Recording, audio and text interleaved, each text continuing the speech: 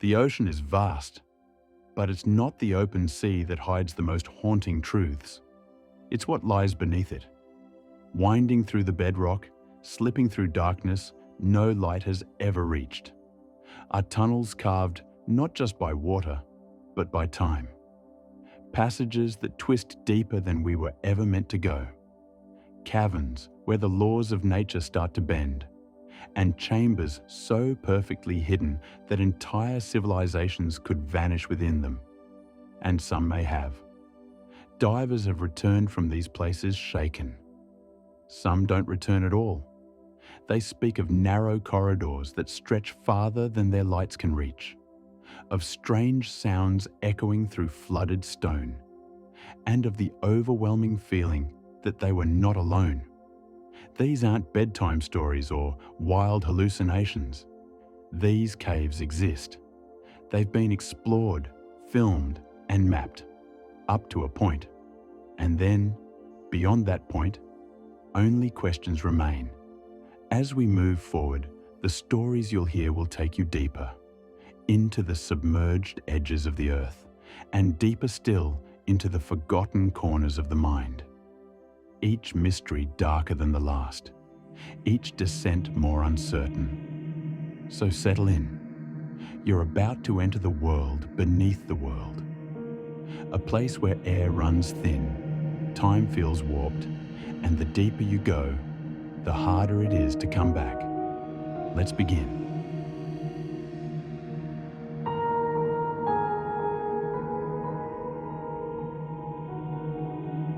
The Yucatán Peninsula is a land defined by limestone and memory. Above ground, it is dry, sun-bleached, and quiet. Its forests low and bristled, its towns built on the bones of ancient cities. But just beneath the surface lies an entirely different world.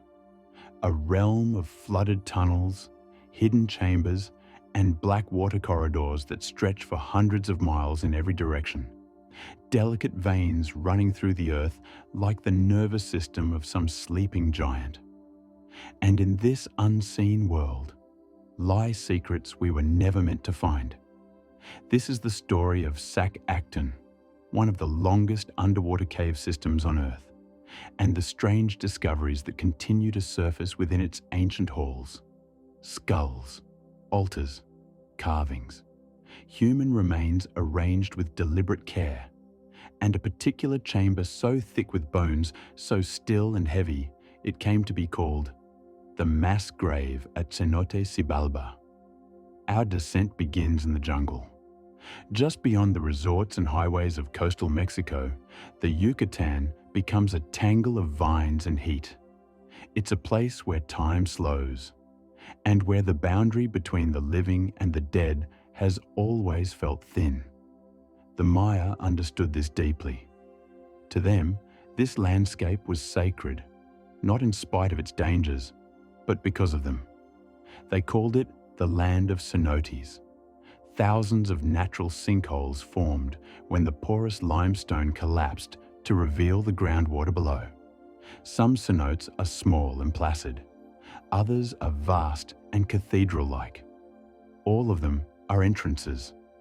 Some feed into narrow tunnels that run for miles. Others fall straight down into the darkness with no end in sight. The ancient Maya believed these were gateways, not just to water, but to Xibalba, the underworld, a place of trials, gods, and spirits, a realm not of fire, but of caves, wet, winding, and full of echoes. The name Zacatón means white cave in Yucatec Maya, and it lives up to its name. Inside, the walls glow with a ghostly pale shimmer. Stalactites hang like ancient teeth. Every surface is calcified, carved by eons of dripping mineral water. Divers who enter describe it as moving through a dream, weightless, disoriented, and utterly silent. The only sound is their own breath and the occasional knock of a fin against stone. But this cave is no ordinary dive site. Before we continue, just a quick reminder. The visuals in this video are minimal by design. Each segment took time, carefully researched and written for a slower kind of storytelling. If you're listening while working, relaxing, or drifting off to sleep, you're in the right place. The imagery helps, but it's the story that matters. Thanks for being here. Let's return to the mystery.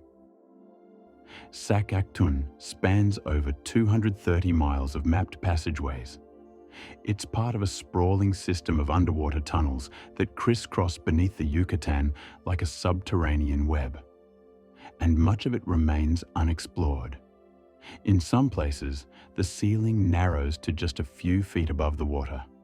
In others, it opens up into vast chambers, some large enough to hold small buildings.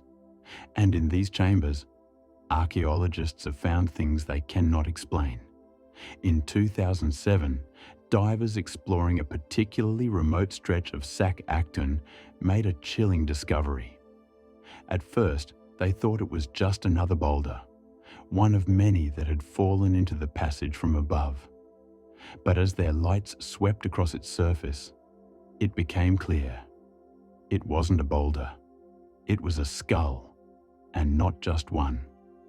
Soon, they began to find others, dozens of them, resting on the cave floor like stones arranged in a garden. Many were ancient. Some still had the teeth intact. A few bore signs of trauma, blunt force injuries, cuts, fractures that hinted at violence or ritual. This wasn't a natural deposit.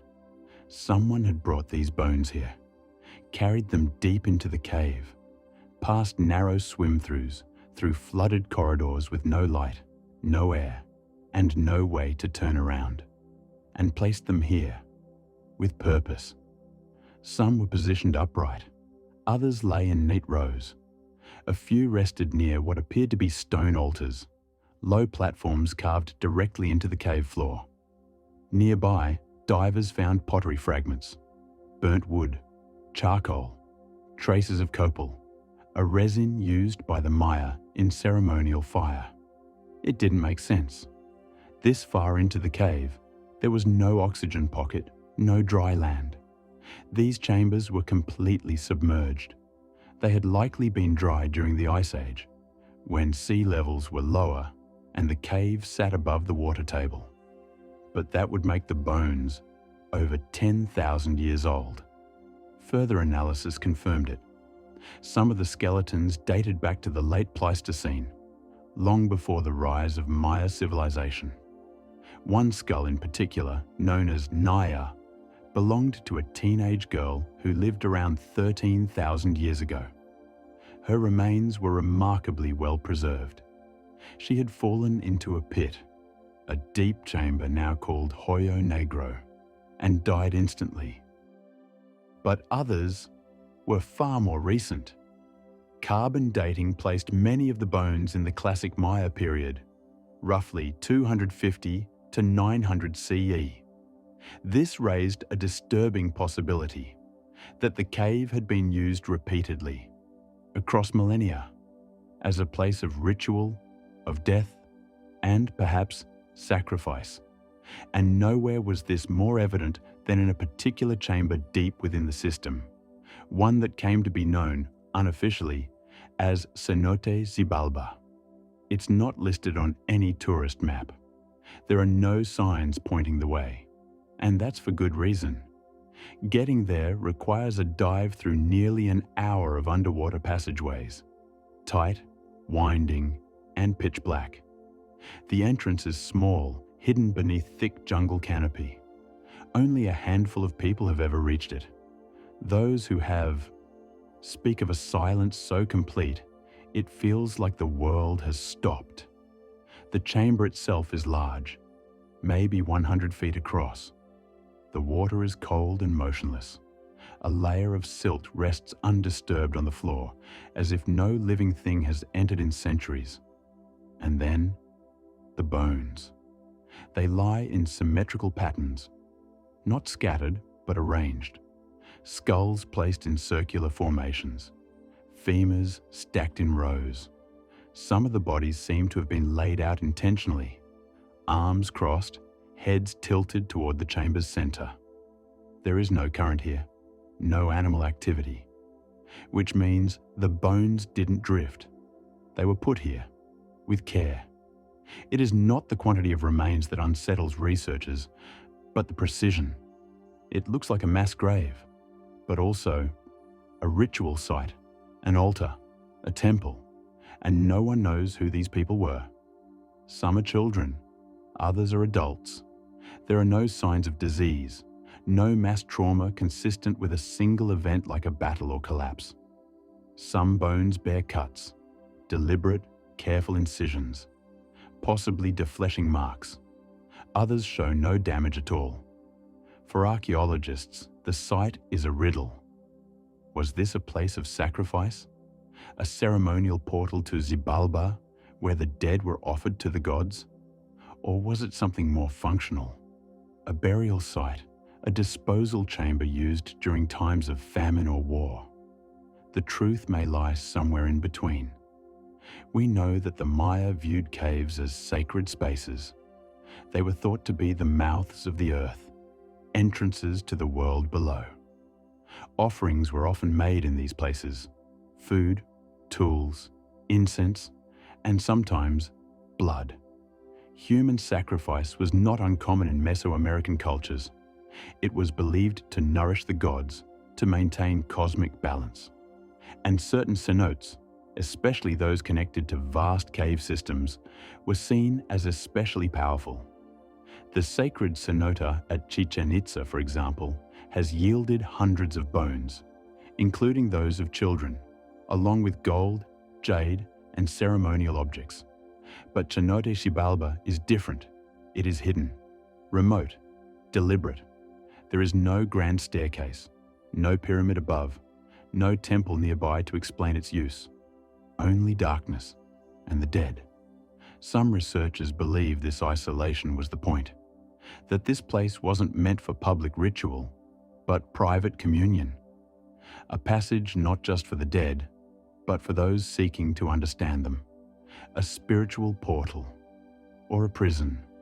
There are whispers too, stories passed down in local villages.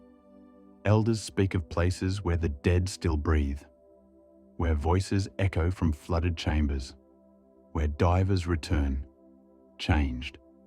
One tale tells of a man who entered the cave alone, without a line. He never came out. Months later, his body was found in a side tunnel, mask still on, regulator still in his mouth, but his hands were pressed together, in prayer.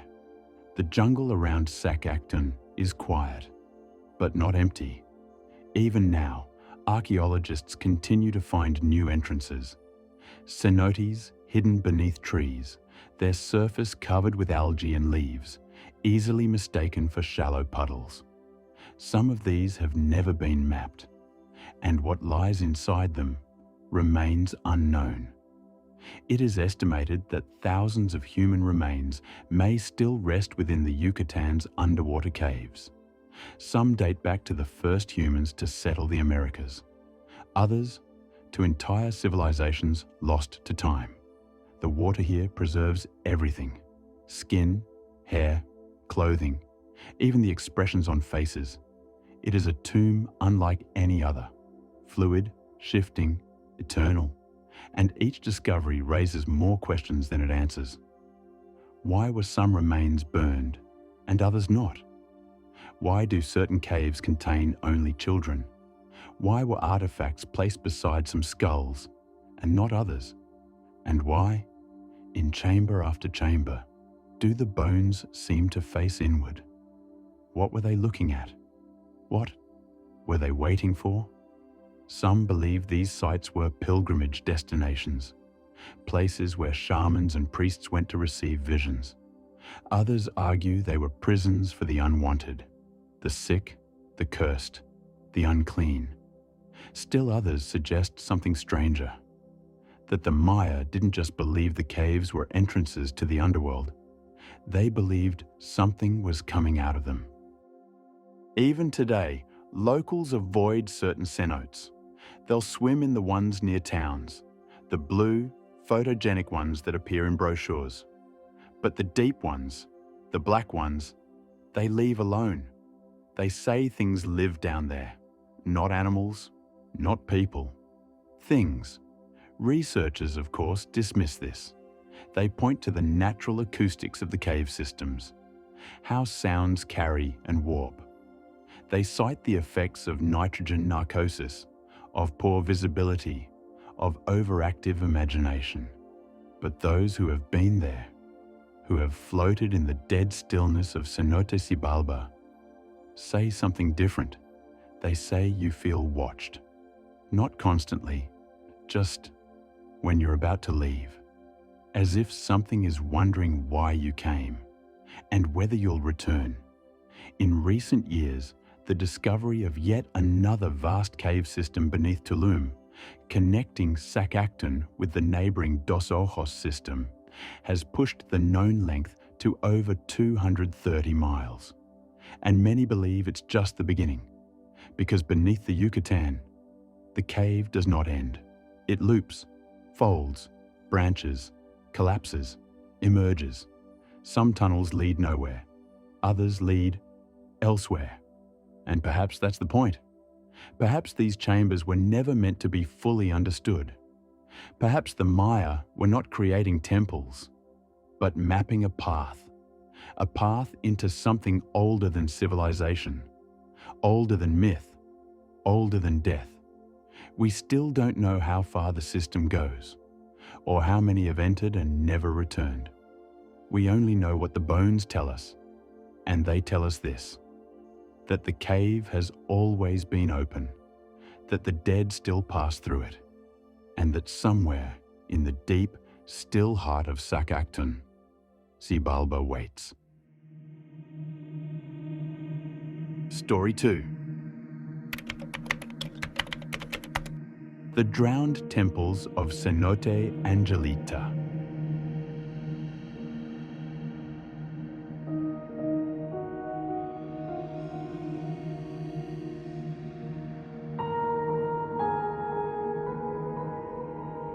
From the endless ink-dark tunnels of Zacatón, where bones rest in ceremonial silence and the air itself feels centuries old, we now drift south to a place where the cave changes, where the ground does not open upward into cathedral-sized chambers, but downward into something stranger, still in the Yucatán, still among limestone and myth.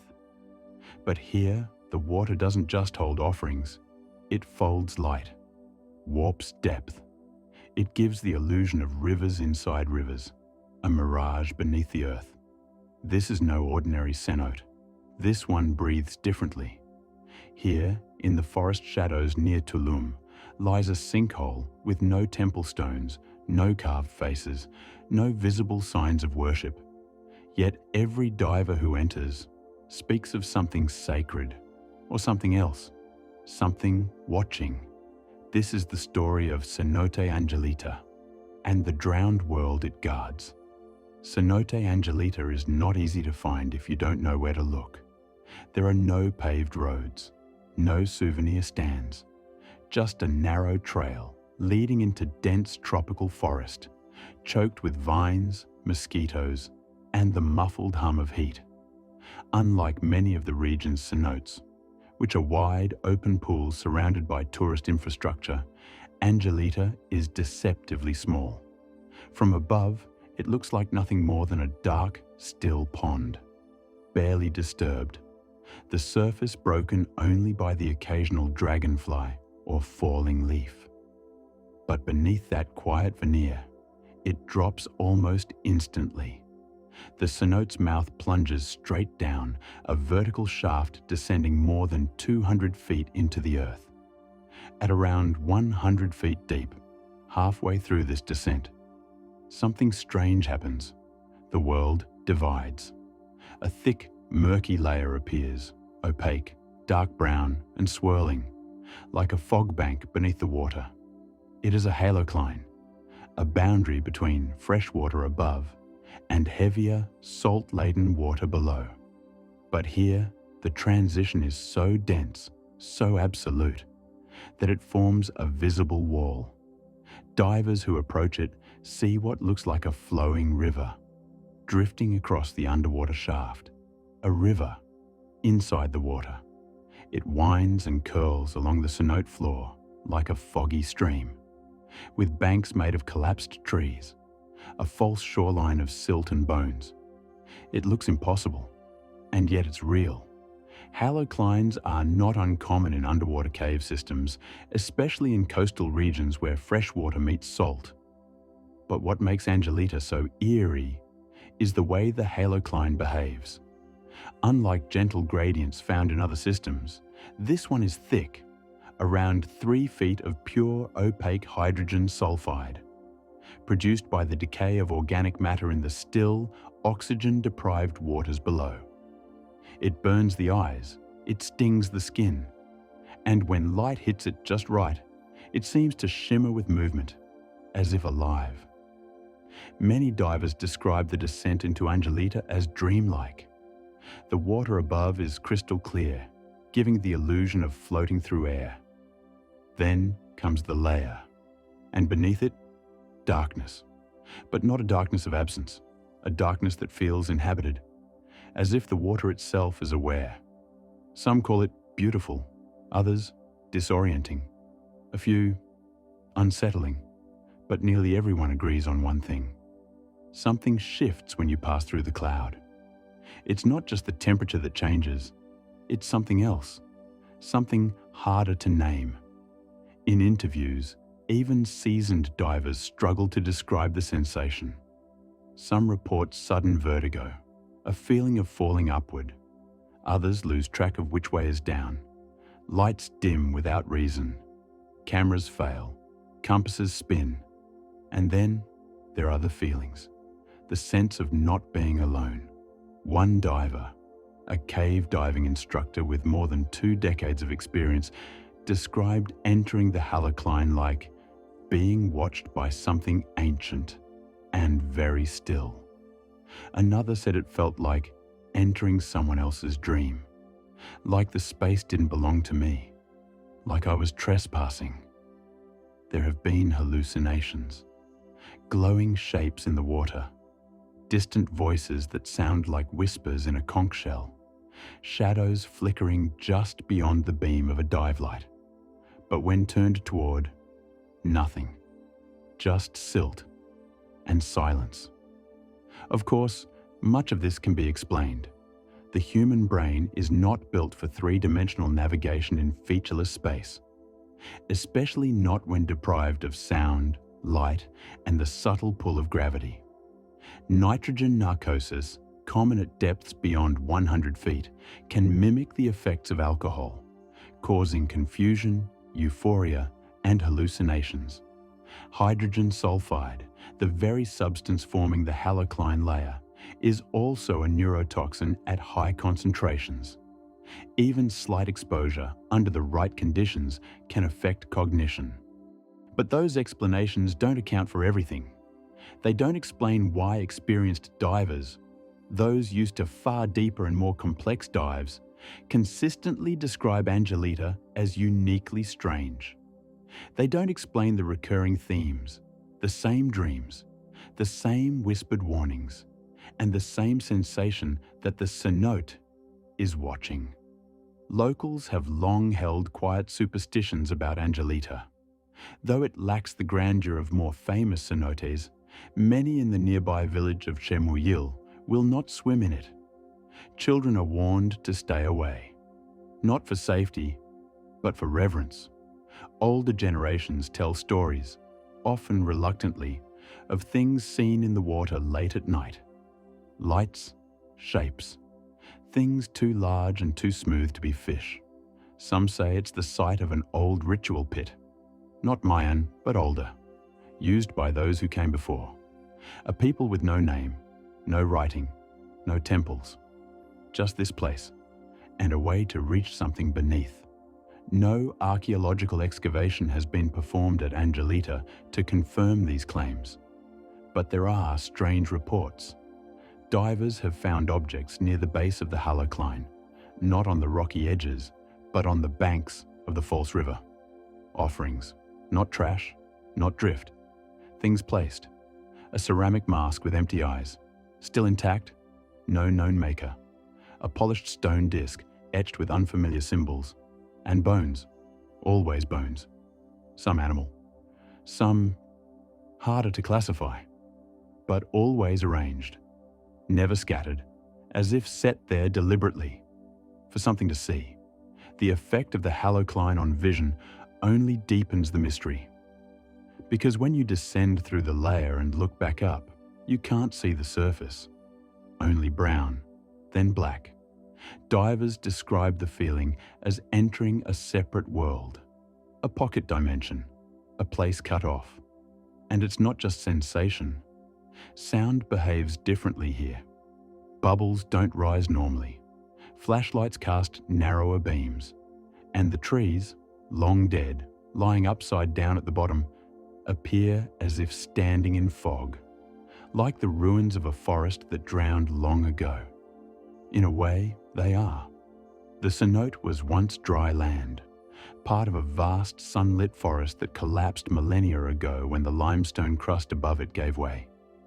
The trees that fell in remained, their forms preserved by the lack of oxygen, their roots still reaching upward, suspended in water as if growing toward the light they no longer remember. And here, among these roots, is where the unease settles deepest, because even those who do not believe in the supernatural speak of it differently. There is a weight, they say, a pressure not from depth, but from presence, as if something old is still here, sleeping, waiting, or remembering. And yet, divers return, again and again, because for all its strangeness, Angelita is breathtaking. The illusion of a river beneath the earth, curling through trees, around skeletal trunks and jagged stone, is something no photograph can capture. It's the kind of beauty that haunts, and it raises a question that few can shake. Why does it look like a river? Why does this halocline, of all the cenotes in Mexico, form not as a wall or a haze, but as a river, winding, flowing, as if following a path? Some researchers believe it's a coincidence of shape and density, that the collapse of the cenote created a sloping basin at just the right angle to make the heavier salt water settle along a curve. But others point to the uniformity of the banks, the way the hydrogen sulfide seems to collect in specific grooves, as if guided, not random, chosen. Some geologists have proposed that Cenote Angelita may be part of a much older cave system, one that collapsed in on itself, forming a sinkhole above a deeper network of channels. If true, the halocline river could be tracing an ancient path, one carved long before humans arrived, or long before we remember. Which brings us back to the theories, not the scientific ones, the others, the older ones. Among the more fringe communities of underwater researchers, those who study anomalous dive sites around the world, Angelita is often spoken of in hushed reverence, not because it is haunted, but because it may be a gate, a passage. Some believe that the halocline is not just a chemical boundary, but a kind of veil, a visual and energetic threshold, that to pass through it is to step between states, between worlds, not literally, not physically, but experientially. The mind changes below the layer. Thought patterns shift, perception alters, time behaves differently, and when a diver rises again, something follows. Not a presence, but a memory, a whisper that lingers long after the gear is dry. One theory, rarely published but often whispered, suggests that Angelita was once used for communion, not sacrifice, not worship, but listening, that beneath the cenote lies a chamber sealed by silt, where the oldest voices still speak, and that the river of fog is their breath. It's a poetic idea, easy to dismiss, but hard to forget, especially when you hear what some divers claim to have recorded. Audio captured below the halocline, filtered through layers of water and interference, often contains strange anomalies, pulses, beats, and once, a sound like a flute, software melodic, repeating, but not natural, and never repeated. The diver who captured it has since refused to dive Angelita again. She said she dreamed of the sound every night for weeks. Then it stopped, but the dream did not. In it, she walks along the bottom of the cenote, not swimming, walking, along the riverbank, past trees that lean like gravestones, until she reaches a bend, where the water opens into a black hallway, and someone is waiting there. She never reaches them. She always wakes before that, but she remembers their eyes, not glowing, not cruel, just old, too old to be human, too old to belong here. But they were waiting all the same. She has since left cave diving entirely. No one knows what the sound was. The recording was analysed and dismissed as interference. But others have tried to find it again. None have succeeded. Perhaps it was a fluke. Perhaps the cave only sings once. Perhaps the river only flows for those who aren't looking. In the end, Cenote Angelita remains what it has always been. A hole in the ground, a pool in the forest, a place where water defies shape, where the dead trees stand upside down, where bones are left without names, and where, just for a moment, the cave gives you the feeling that you've crossed into somewhere else, somewhere just adjacent to the world we know, a submerged threshold, a drowned temple, not made of stone or carved gods, but of stillness, of silence, and of the thick, sulfuric breath of something that has waited beneath the forest floor for a very long time, and still waits. For what? We do not know. But maybe that's the point. Maybe we're not meant to understand Angelita, only to pass through it. And remember, as we surface, rising back through the murk, through the river that is not a river, through the clear water above, something remains below, still watching, still dreaming, and still waiting. Not for all of us, just for the ones who listen. Story 3. The Ghost Lights of the Bahamas Blue Holes.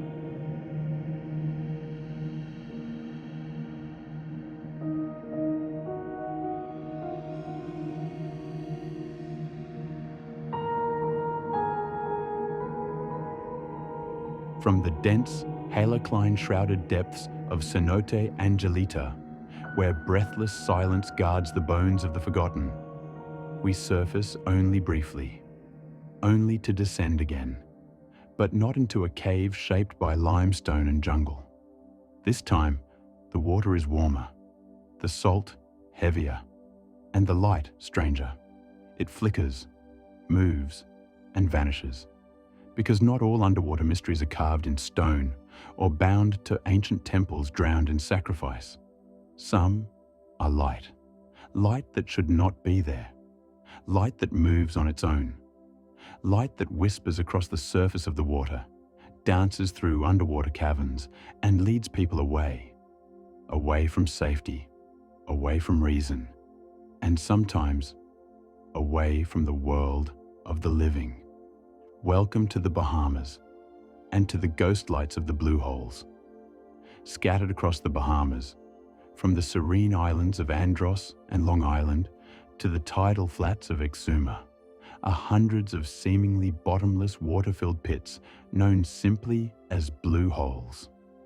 They appear sudden and stark, perfect vertical shafts of inky blue piercing through turquoise shallows. From above, they resemble eyes staring upward, unblinking, ancient, and impossibly deep. To most, they are wonders of nature. Rare geological sinkholes formed during the last ice age, when sea levels were lower and rainwater carved caverns into the limestone bedrock. As the oceans rose, these cave systems flooded, leaving behind vertical shafts that reach far deeper than they appear. Some stretch hundreds of feet below the surface, narrowing into tight vertical tubes before widening again into vast, submerged chambers. Others wind sideways into endless horizontal tunnels filled with silt, hydrogen sulfide, and pure blackness. They are beautiful and deadly, but one mystery, whispered through generations, separates the Bahamas' blue holes from others around the world. The lights. They shimmer like lanterns beneath the water. Sometimes blue, sometimes white, sometimes red. And when people go in after them, they don't always come back. Local fishermen speak in hushed tones of the lights they've seen flickering just below the surface at night, dancing like candle flames just out of reach. Some say they look like the lantern of a diver who shouldn't be down there. Others say it's no diver at all. They say the lights follow you. They say they wait. And sometimes, when the water is still, they blink. For decades, these reports were dismissed as folklore, island stories told to scare children from swimming after dark. But the disappearances are real, and the lights have been seen by too many to ignore. In the settlement of Stafford Creek, on the island of Andros, elders recall stories passed down from their own grandparents. Stories of boys who went spearfishing in the shallows, only to vanish near the edge of the blue hole. The last thing anyone saw was a light below the surface, moving, not rising, not falling, just drifting, like it was watching or waiting. And then it blinked out, and the boy was gone. No bubbles, no sound, no trace. Divers too, some of them experienced, some not, have reported strange occurrences in the depths of the blue holes. Flickering lights where there should be none. Glimpses of movement through dense clouds of silt. Compasses spinning wildly. Flashlights dying for no reason. One diver, whose name was omitted from the official incident report, returned to the surface after a shallow descent into Stargate Blue Hole near Fresh Creek. His dive had only lasted 8 minutes, but when he surfaced, he was shaking. His eyes were wide. He was unable to speak for several minutes. When he finally did, he described seeing a red light pulsing in the depths, far deeper than his flashlight could reach. He thought it was a second diver, but he was diving alone, and when he moved closer, it moved away. When he ascended, the light followed, then blinked out. He never dove again. Another diver, in a separate incident near Uncle Charlie's Blue Hole, reported a light that spiraled upward from the bottom of the shaft. He watched it pass him slowly, steady, glowing, and silent, before vanishing into the black rock of the cave wall. He thought it was a hallucination, until he checked his dive computer. The device had reset, as if he had never entered the water. Local legend warns that following the lights will lead you astray, not just into the tunnels, but into a kind of disorientation that doesn't pass when you resurface. Some call it the forgetting. A diver who entered Dean's Blue Hole in Long Island, one of the deepest in the world at over 660 feet, emerged after a routine practice dive, only to forget how he had gotten there. His dive log was intact, his air tank still half full. But when asked what he saw in the depths, he said only, "Red stars, underwater." And then he wept. So what are these ghost lights? And why do they appear only in the blue holes of the Bahamas? Theories abound, some grounded in science, others in the spiritual traditions of the islands. One of the most common explanations involves bioluminescence. Certain microorganisms and marine animals produce light through chemical reactions. Could these organisms have adapted to the unique chemistry of the blue holes? Perhaps gathering in clusters, glowing when disturbed? It's plausible, but it doesn't explain the shape of the lights, or their movement, or why they follow people. Marine biologist Dr. Ian Nichols, who has spent years studying the ecology of Bahamian blue holes, remains cautious. "There's still so much we don't understand," he once told a local news outlet. "The layers of fresh water, salt water, and hydrogen sulfide create an incredibly complex environment. It's possible that rare forms of microbial life could produce light. But that doesn't mean that's what people are seeing." Other scientists point to a more chemical cause: the hydrogen sulfide layer found in many blue holes, a cloudy, often toxic band that sits like a ghostly fog between fresh water and salt, could interact with natural gases rising from below. Methane pockets, when disturbed, can shimmer or refract light in strange ways. But again, these are theories, observations, possibilities. They don't explain why people follow the lights, or why some never return, nor do they explain the sightings from the surface. Fishermen who've never set foot in a diving suit tell eerily similar stories.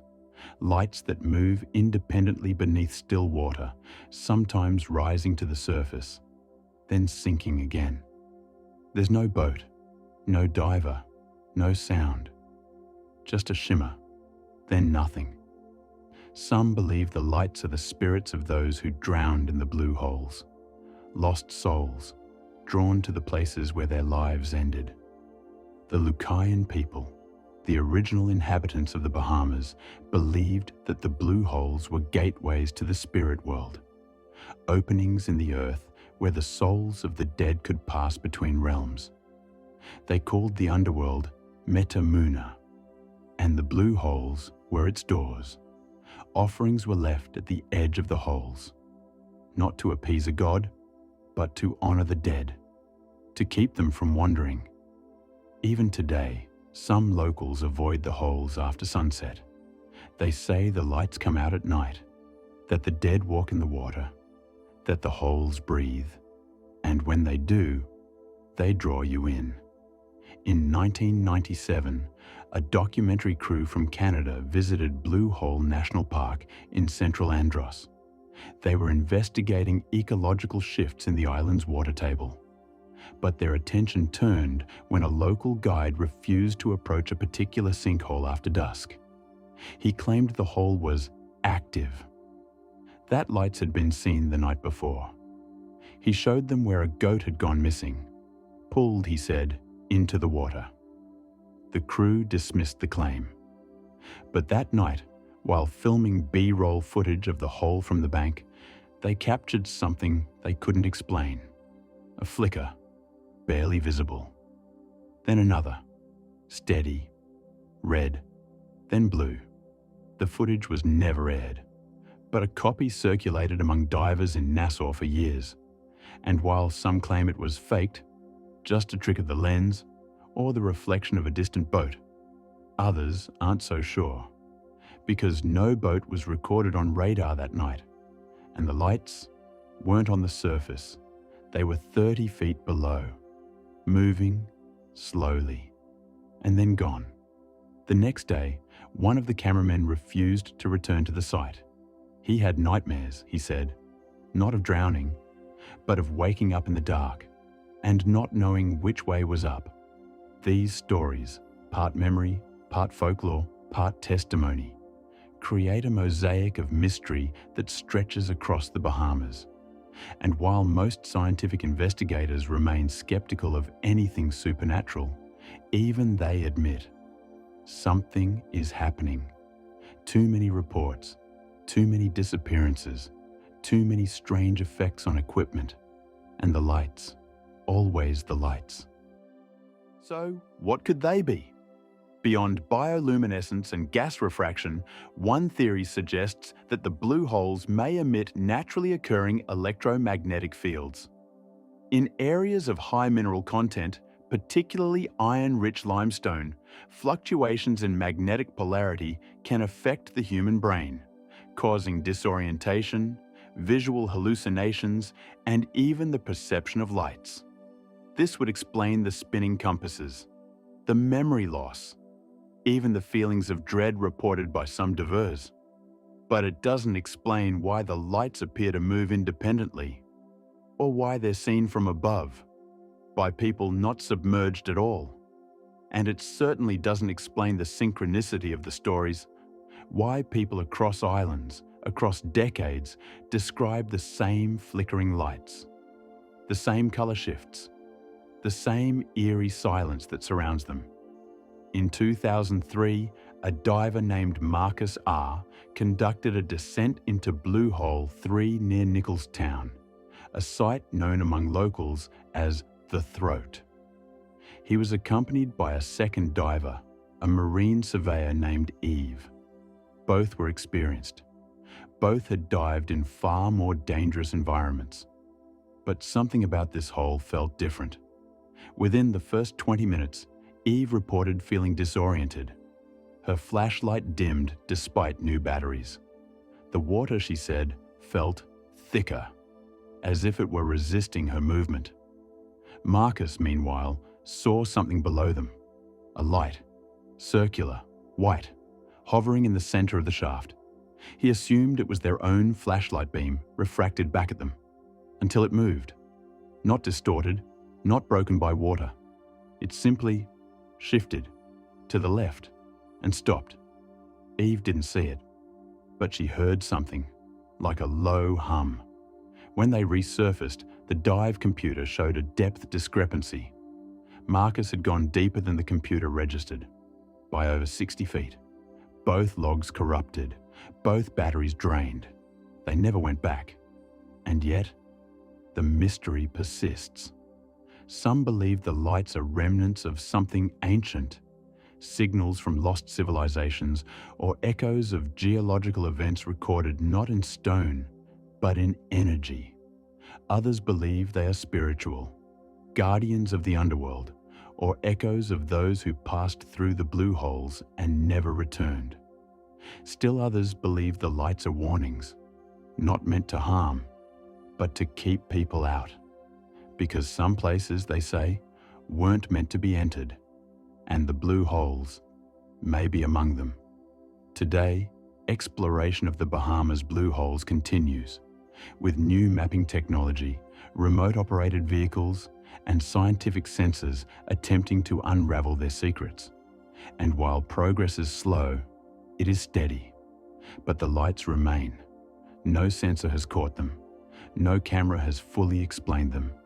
They remain elusive, patient, like something alive, something that only reveals itself when the time is right, or when the watcher is ready to see. And so, if you ever find yourself on a quiet Bahamian shore, standing at the edge of the shallows, staring down into a perfect circular void, and you see a light, small, flickering, just beneath the surface, don't follow it. Don't try to film it. Don't even look at it too long, because in that moment, something may be looking back, something old, something watching, and something waiting for the ones who listen. Story 4.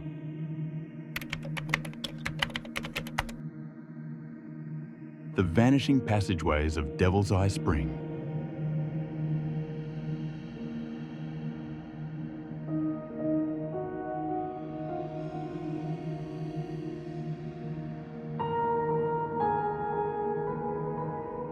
From the strange blue lights flickering deep within the Bahamian voids to the silent pull they exert on anyone who dares to gaze too long, some mysteries seem almost sentient, almost aware. They don't beg to be solved. They wait, quietly, until curiosity becomes invitation. But not all mysteries lie so far offshore. Some are nestled just inland, hiding in places that seem far too familiar.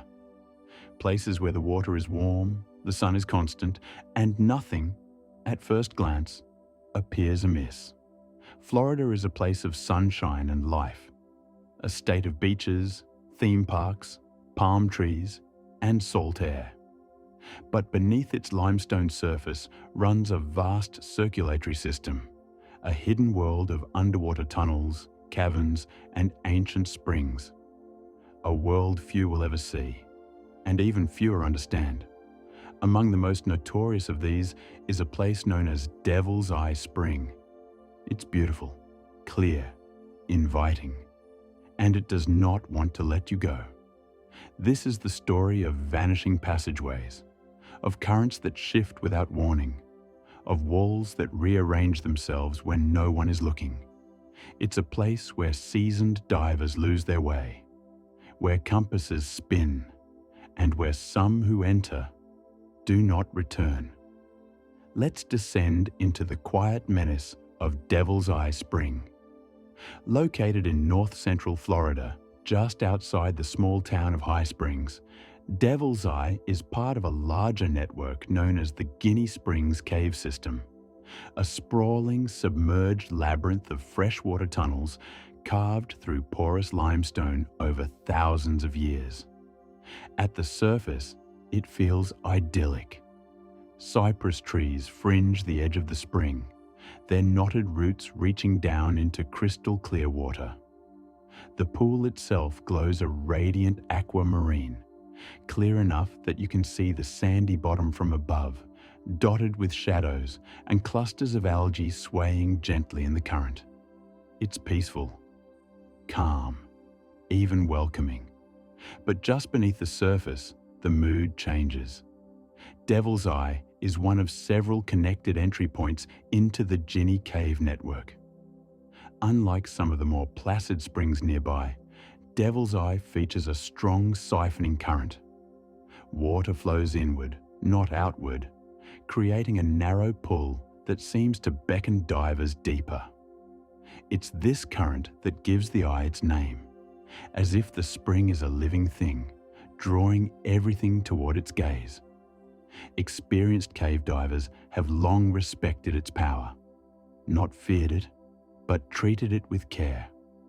They speak of Devil's Eye not as a place, but as a presence, something unpredictable, something alive.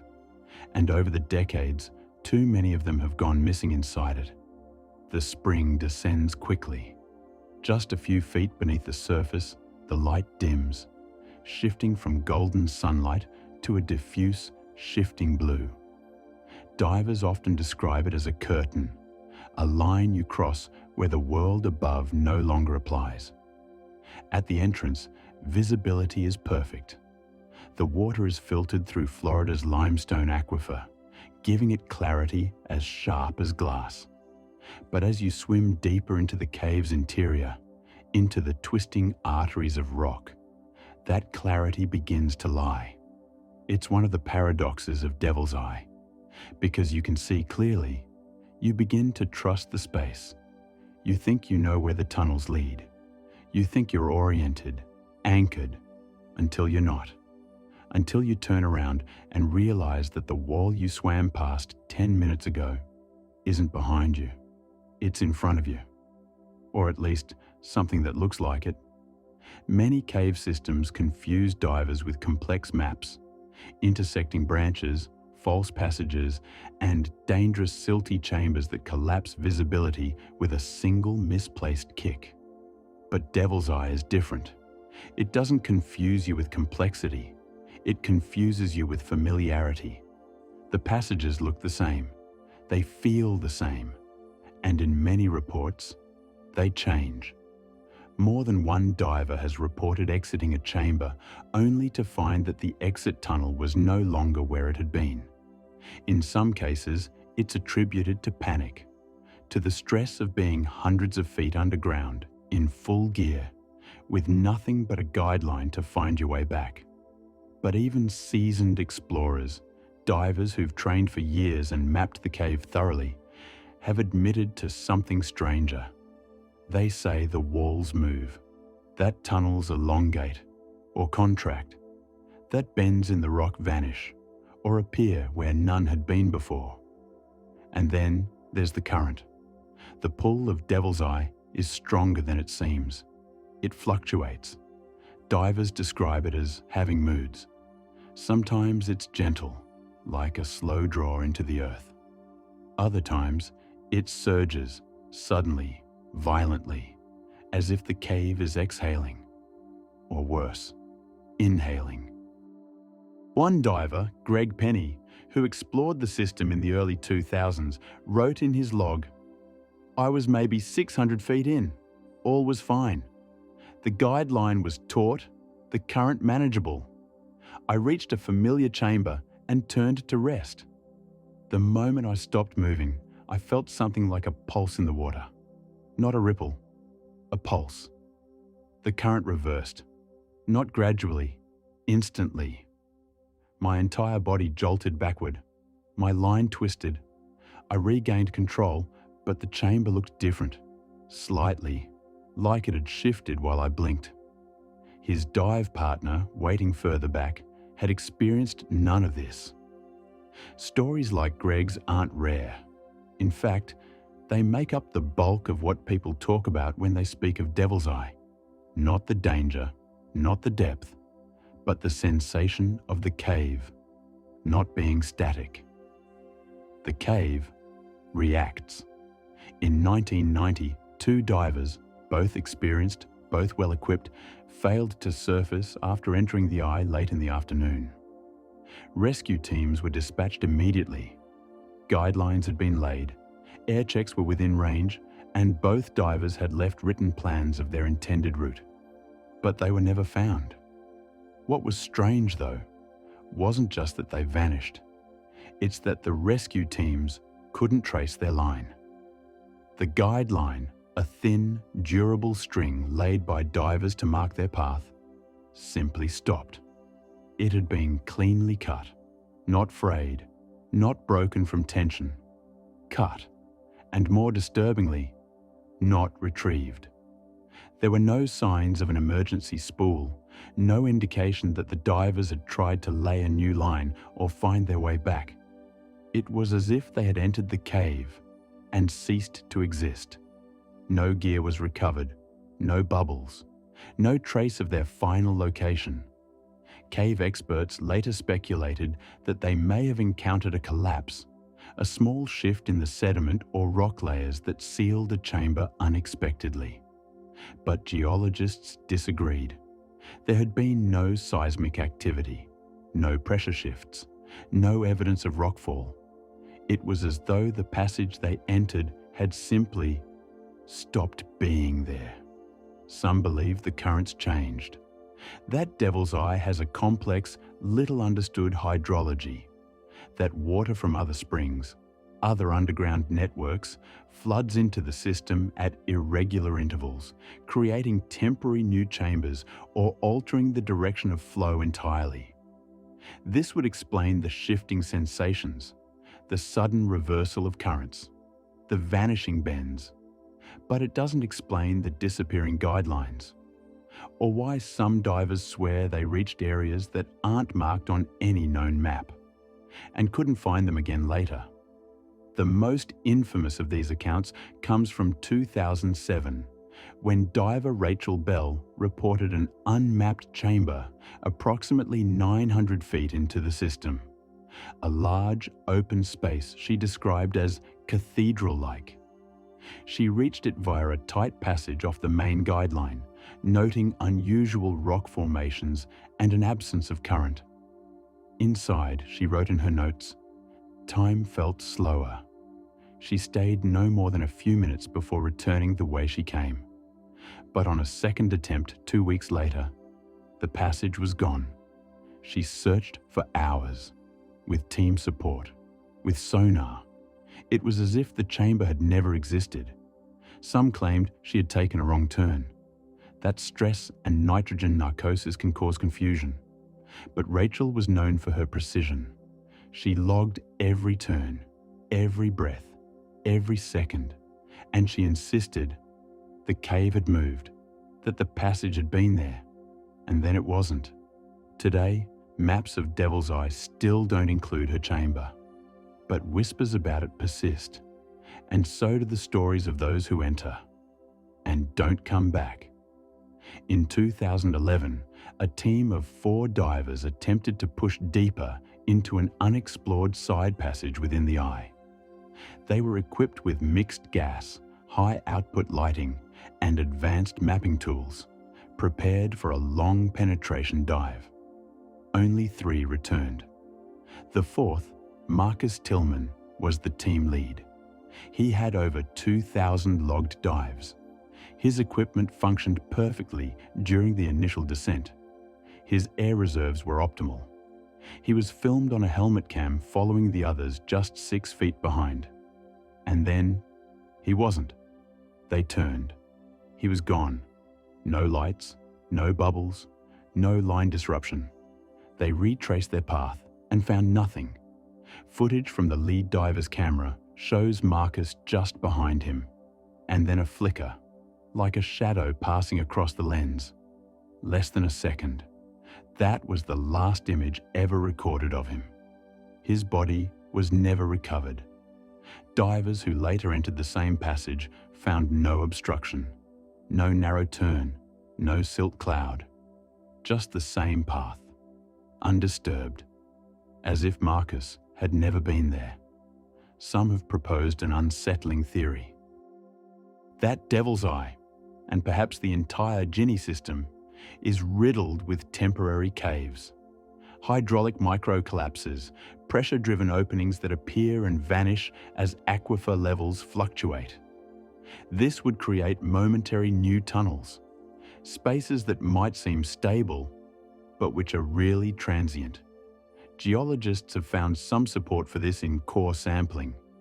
Certain sections of the limestone are heavily fractured, riddled with what are called karst conduits. These are weak points, naturally prone to collapse, to shift, to open with the right volume of water, and close again.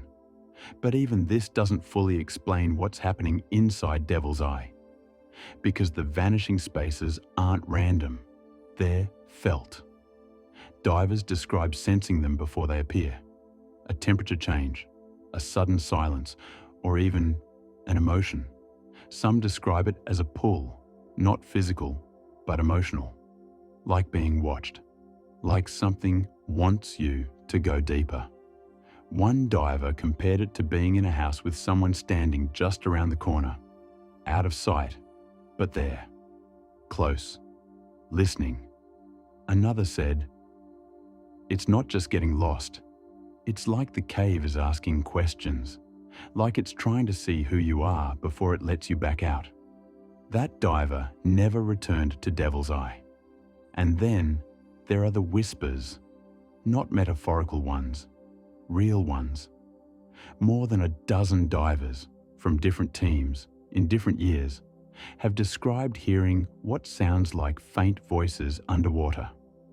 It's a common hallucination during extreme dives, usually caused by a combination of stress, gas narcosis, and sensory deprivation. But in Devil's Eye, they all describe the same thing. A voice, just behind them. Never loud, never clear, just out of reach. Sometimes it sounds like laughter, sometimes like weeping, but always from behind, always just out of the beam of light. Is it illusion? Most likely. The mind is powerful, especially in isolation, but it's also protective. It warns us. It nudges us toward caution. And sometimes it knows what the conscious mind won't admit, that something is wrong, that the place you're in is not just a cave, that it may be something else entirely. Devil's Eye has claimed lives. That much is certain. But it's also claimed memory. Divers return and forget things. They describe missing time, gaps in their logs, sudden fatigue that doesn't match their physical condition. Some forget which tunnel they were in. Others forget how they got back. One even forgot that he had gone in at all. His dive computer told the story. A 2-hour exploration, 850 feet deep, multiple passage turns. But he remembered none of it. He thought he had cancelled the dive. His partner confirmed that he had entered. And yet, his mind had erased it. What happened during those hours? Why would the mind bury it? And what did he see? He never dove again. Today, Devil's Eye is still open to divers, with restrictions. Only certified cave divers are permitted beyond the cavern entrance. Strict rules, training protocols, and safety checks are in place. Guidelines are required. Backups are mandatory. And still, strange things happen. It remains one of the most mapped cave systems in Florida, and one of the least understood, because despite all the charts, all the GPS overlays, the cave doesn't follow rules. It follows something else, something older, something that lives beneath the surface, in silence, in stillness, waiting, not to trap, not to hunt, just to watch, and occasionally to choose. So if you ever find yourself floating at the edge of Devil's Eye, peering down into that perfect, glowing shaft of water, feeling the gentle draw of the current against your chest, remember this: it isn't just water. It isn't just a cave. It's a threshold, a place between what we know and what we aren't meant to, a place that may open for you just once. And when it does, will you know how to come back? Or will it close behind you, silently, deliberately, forever? Story 5.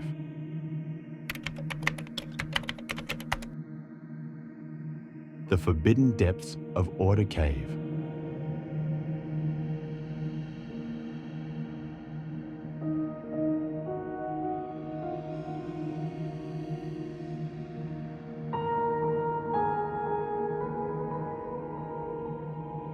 From the ancient portals of Devil's Eye in Florida, where the cave seems to decide who returns and who never does, we now drift far from the warm, limestone labyrinths of the American Southeast to a place colder, stranger, whiter, a place where the water feels like glass, where sound is swallowed in stillness, and where every stroke forward is like swimming through a memory half erased.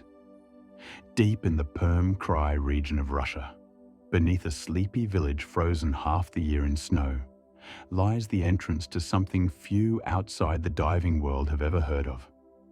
A cave of such eerie purity and size, it doesn't seem real. It is the largest underwater gypsum cave on Earth, and its name is Orda. But Orda is more than just a record-holding dive site.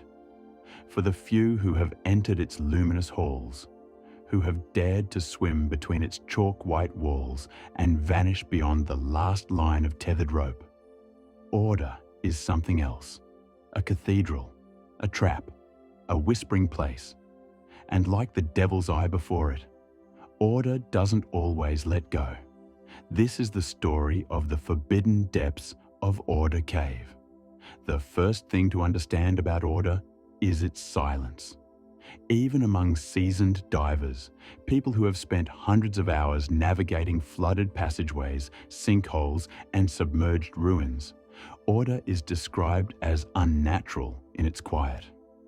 There is no current, no bubbling spring, no trickle of water echoing off stone, only stillness and blinding white. The cave is carved entirely from gypsum, a mineral that, when untouched and unweathered, takes on a ghostly, almost supernatural brilliance underwater. The walls of Orda reflect light like no other cave in the world, creating the illusion that the divers are swimming not through water, but through polished air. Beams of torchlight scatter into dustless rays, and the divers' shadows fall sharp and long across the walls, silhouettes that seem to float behind them like silent companions. The entrance lies beneath the surface of an unassuming lake, 80 miles southwest of the Ural Mountains. Above ground, the landscape is modest. Pine trees, low hills, and a scattering of old homes that look unchanged since the Cold War. But once submerged, the world transforms. The main passage opens like a throat, wide and welcoming. For the first 100 meters, it's easy to believe Orda is just another cave. Cold, yes, and hauntingly quiet, but navigable. Then, it begins to change. The tunnels narrow, then widen again into immense chambers that feel like ballrooms. There are no stalactites, no flowstone ridges, just smooth, soft gypsum, worn by water but never broken. In some places, the cave ceiling arches 60 feet above the divers' heads, the surface a soft dome of pale mineral cloud. And then there are the passages that branch and twist. By the third chamber, the ropes are no longer optional. Without them, orientation is nearly impossible. There are no obvious visual cues, no changes in color or shape to guide direction. Everything is white. Every tunnel looks like the last. And because there is no silt, only the finest suspended gypsum dust, even the slightest movement can turn the crystal clarity into a fog of blindness. Divers describe losing all sense of direction in seconds. Forward, backward, upper, down. It becomes a guess. And that's where the fear begins. Orda isn't dangerous in the way some underwater caves are, with rushing currents, shifting rock, or dramatic temperature drops. It doesn't pull you deeper. It doesn't collapse or flood. It confuses you. It removes your context. It strips away the small, unconscious markers that help a person understand where they are. Bubbles rising, the feel of gravity, the memory of how long they've been swimming. And it replaces them with purity, beautiful and blank. It's this effect, the visual disorientation caused by light bouncing endlessly off smooth white surfaces, that's led many divers to describe Orda not as a cave, but as a dream, or a trap designed by one. The cave was officially discovered in 1969, though it had long been rumoured in local lore. Shepherds told stories of horses refusing to drink from the lake. In winter, the ice that formed over the entrance would sometimes emit hollow booms, as if something were striking from beneath. Children were told not to go near it, not for fear of drowning, but because the lake didn't like being stared at. When Soviet geologists first investigated the region, they were searching for mineral deposits. They found instead a network of voids that extended beneath the valley like veins, some flooded, some dry, some impassable. But it wasn't until the 1990s, after the collapse of the USSR, that cave divers began to fully map Orda's underwater sections. They expected a system a few hundred meters long. Instead, they found over 5 kilometers of passages, some so large they could easily fit passenger planes inside. Others, just wide enough for a single diver to squeeze through. And then there were the anomalies. In 2007, a team exploring one of the deeper branches noticed something strange on playback footage from a helmet camera. A diver had passed through a narrow bend, turned left, and the footage abruptly ended. No crash, no blur, just darkness. The next frame resumed several minutes later, showing the diver swimming back toward the team, visibly shaken. He remembered nothing about the gap, only that when he looked at his depth gauge, the reading was nearly 30 meters deeper than it should have been. The footage was reviewed again. Still the same, a smooth dive, an unexplained blackout, and a reappearance far deeper than anyone could explain, in a section of the cave no one had mapped or ever found again. The team dubbed it the missing room. They returned to the site repeatedly, never found it. Today, that portion of Orda is known simply as Chamber 29, but it doesn't appear on official diagrams anymore. There are other strange reports as well. Divers who hear soft metallic clicks, almost like sonar pings, echoing through the chambers. Others who describe a sensation of being watched from behind, only to turn and see the slow spiral of their own bubbles, trapped in the dome. And then there are the ones who don't return. Since exploration began, at least 6 divers have gone missing inside Orda Cave. All of them experienced, all of them roped, all of them equipped with multiple oxygen tanks, backup lights, and dive computers. Some left behind final footage, unremarkable at first, until you notice that in each case, their last frames show them entering a corridor that appears to glow slightly more than the others. A kind of luminous haze, a brightness without source. Geologists attribute it to naturally reflective gypsum, a phenomenon caused by the scattering of light in the mineral's microcrystalline surface.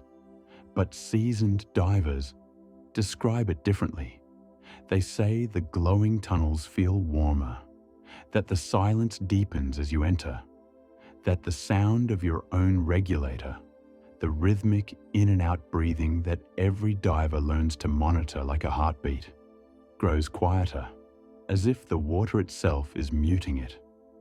One diver, whose footage cuts off just before a sharp turn in the cave, wrote in his dive log that the passage ahead felt gentle, a strange choice of word, as if the cave itself were alive and trying to soothe. This tendency of Orda to turn soft, to lull divers into a kind of hypnotic calm, is one of the most quietly discussed dangers of the site. Because unlike most underwater caves, where the threat is immediate and mechanical, tight spaces, entanglements, or oxygen depletion, Orda's threat is philosophical. It wants you to keep going, to swim forward just a little more, to feel peace instead of urgency. And it's that feeling that has caused some to suggest that Orda Cave may function not only as a physical space, but as a psychological one. In 2013, a study published in a Russian journal of environmental psychology attempted to describe the unique mental effects of long-term gypsum immersion. While no conclusive data emerged, divers reported a statistically significant shift in spatial awareness and dreamlike perception when navigating white mineral caves compared to darker volcanic systems. Put simply, Orda makes you forget the time, forget the surface, forget you're even underwater at all. And that's where the danger becomes fatal. Even with redundant gear and redundant planning, every diver is limited by a single fact: air. And Orda, in its beauty and stillness, steals time. Not by force, but by invitation. The cave has been the subject of multiple documentaries, most famously in 2011, when Russian photographer Viktor Lyagushkin created a groundbreaking visual study of the system. His images showed Orda not as a place of terror or thrill, but of sublime isolation. He captured the sense of floating in a world unanchored by color or gravity, a realm of ghost corridors and endless white. One photograph in particular, now world famous, shows a diver hovering inside a room shaped like a cathedral nave, her flashlight angled upward into a perfect dome with no floor or ceiling visible, just white upon white. She is the only presence in the frame, a small figure inside something vast and unknowable. That image is now the symbol of Orda Cave. But not all the footage is so serene. In 2015, An anonymous diver posted a brief clip to a now-defunct Russian message board for cave exploration. The footage was shaky, dimly lit, and clearly unedited. It showed the diver exploring a side corridor just beyond Chamber 23, a narrow, sloped tunnel not listed on official maps. At first, the view was ordinary. White walls, a tethered rope, slow movement. Then the camera jerked upward. The diver's breathing rate increased. Something had appeared above, not close, not distinct, but a flicker of motion, a shape. The footage ended 10 seconds later. Not abruptly, just stopped. No crash, no fade to black, no reappearance. The username vanished days later. No confirmation was ever made.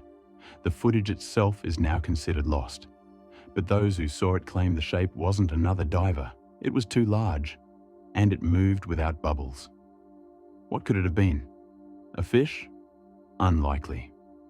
Very little aquatic life has been documented in Orda.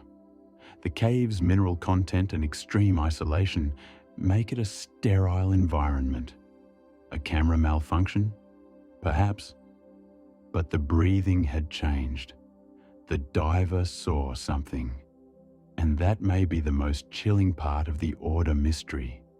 Because for all its mapped kilometers, for all its documented chambers and pristine gypsum halls, we still don't know what's beneath the surface, or what moves through it. The deepest sections of Orda, known unofficially as the Silent Wings, have never been fully explored. They extend into what geologists believe are faulted fracture zones, natural splits in the gypsum layer that open into labyrinthine, uneven rooms. In theory, they are unremarkable. In practice, they are unnavigable. The few who've attempted dives into the Silent Wings report technical anomalies. Compasses that spin, lights that flicker, sound that vanishes even through direct contact. One diver emerged early from a scheduled 6-hour dive in that section, visibly shaken. When asked why, he simply said, "It kept getting wider." The team assumed he meant the chamber was larger than expected, but when pressed, he clarified, "No, the cave. It was opening, in front of me, while I was watching." He never dove Orda again. There is no known scientific mechanism for a gypsum cave to expand mid-dive. Rock movement of that scale would be catastrophic, a collapse, not a widening. And yet, he was certain. There are some who believe the Orda system may connect to a much larger subterranean water body, something below the Perm region's known aquifer, a pocket, an inland sea, or something older. There are folk tales from the Komi people, an indigenous group native to the Ural region, that speak of the White Lake beneath the snow, a place where the dead wait before crossing to the next world, a place lit from within. The tale is obscure, fragmented in a few regional accounts, but the parallels are uncanny. A lake that reflects no sky, a gate that opens only for some, a light that calls people forward, but does not return them. Whether Orda is linked to this myth is impossible to confirm, but when modern divers return from its deeper chambers, the word they most often use isn't beautiful, it's quiet, as if something there is listening, and has been for a long, long time. So what is Orda? A cave, a mineral marvel, or a threshold? A place that calls to something in us, not the thrill seeker or the scientist, but the part that yearns for silence, for stillness, for return.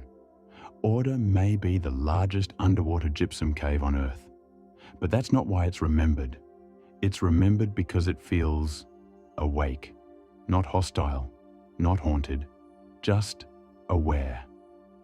And in the cold white hush of its deepest rooms, where even the air in your tank seems to breathe more slowly, you begin to wonder, what is it waiting for? And more importantly, what happens when it stops? Because caves, like time, are patient, and Orda has all the time in the world, waiting, silent, deliberate, forever.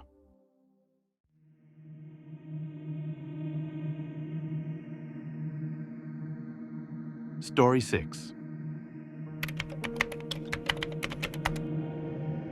The Mirror Pools of Cocklebiddy Cave.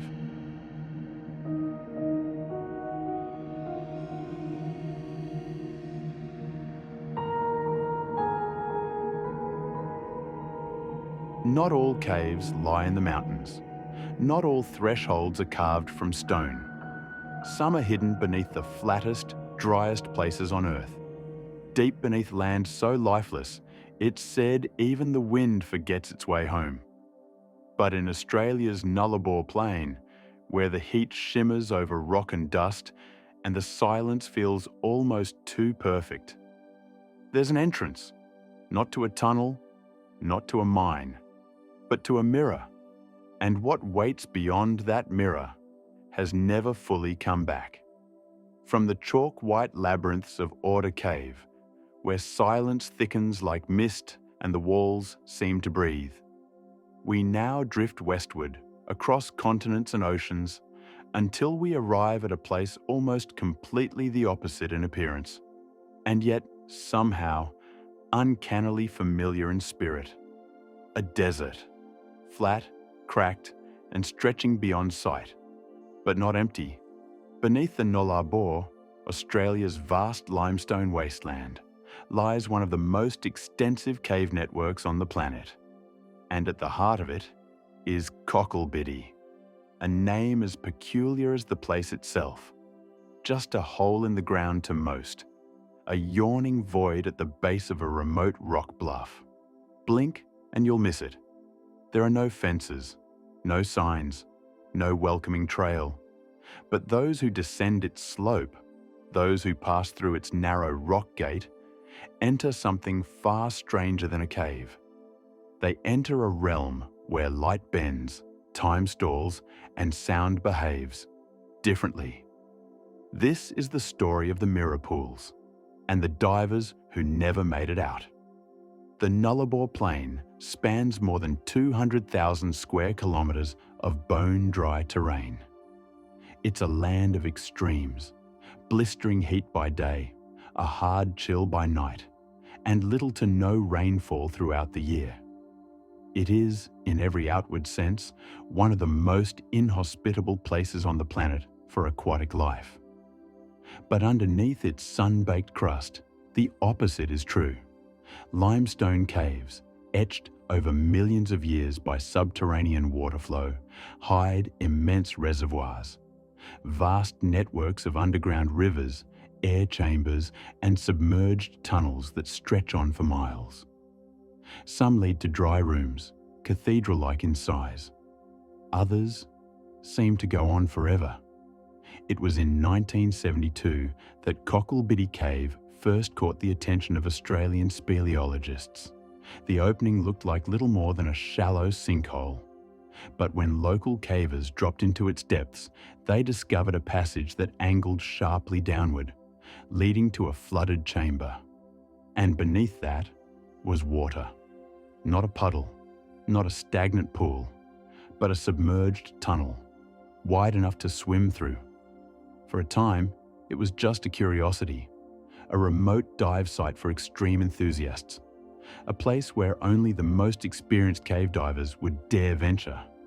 But in the decades that followed, Cocklebiddy would earn a reputation unlike any other cave in Australia. Not because it was dangerous, though it was. Not because it was deep, though it was. But because, for reasons no one could fully explain, it unsettled even the best. The first major exploration took place in 1977, when a team of Australian divers attempted to map the submerged section. They reached over 300 metres into the cave before turning back, citing equipment concerns and unexpected current flow. In 1982, another team pushed even farther, this time with advanced rebreather technology and specially designed propulsion vehicles. They passed the first restriction, entered the long tunnel, and came to a second chamber, larger than the first. That's when they saw it. The water here was so still, so unnaturally flat, it seemed more like glass than liquid. And what it reflected didn't quite match what was above it. Divers noticed that when they hovered just above the surface, the reflection of their lights would warp and twist, as if the water itself was bending reality. Shadows moved where they shouldn't. The ceiling seemed to ripple and stretch, and when divers tried to orient themselves by flashlight, they often found their beams refracted, away from where they were aiming. Some described it as beautiful. Others felt nauseated. They called it the mirror pool. What lay beyond was harder to describe. As the team advanced, the cave narrowed again, becoming tighter, darker, and colder. Though the water remained crystal clear, the feeling of disorientation grew stronger. Divers reported sudden pressure changes, despite remaining at constant depth. Compass readings began to fluctuate, and in one unsettling case, a diver's altimeter recorded depth increases, even as he was swimming upward. He turned back immediately. Later, when the footage was reviewed, something strange became apparent.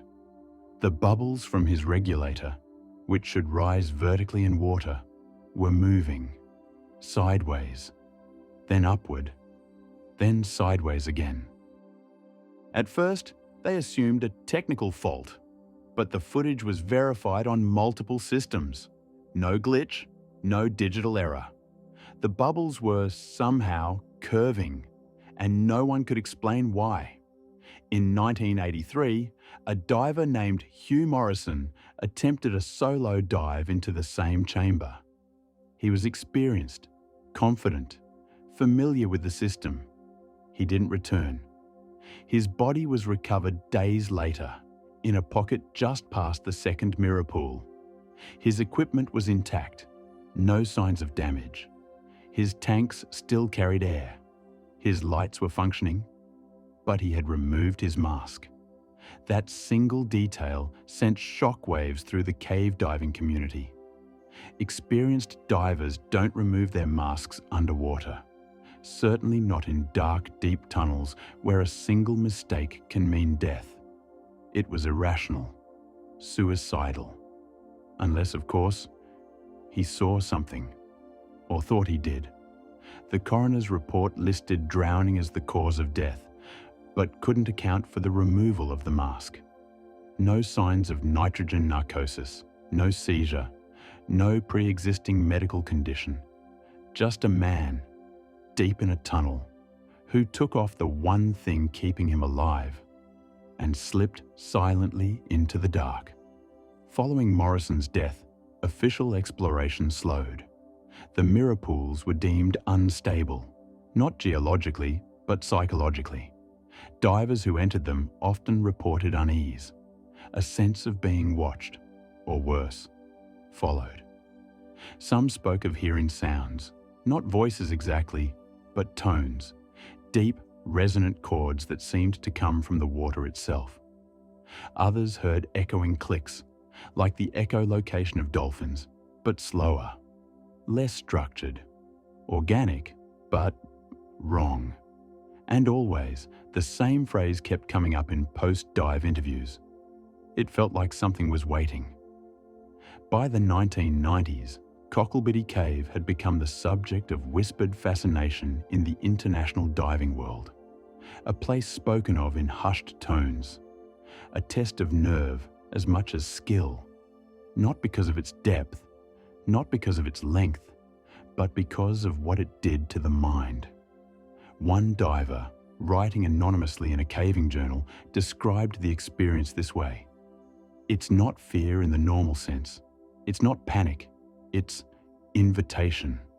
Something behind the walls, behind the stone, asking you to keep going, but not with words, with silence. It's like the water is holding its breath, waiting for yours to run out. In 1995, a joint Australian-European expedition returned to the site, this time with the goal of recording and mapping the deepest chambers. Using underwater scooters and multiple support teams, they reached what was believed to be the final sump, a long, low tunnel terminating in a dead end.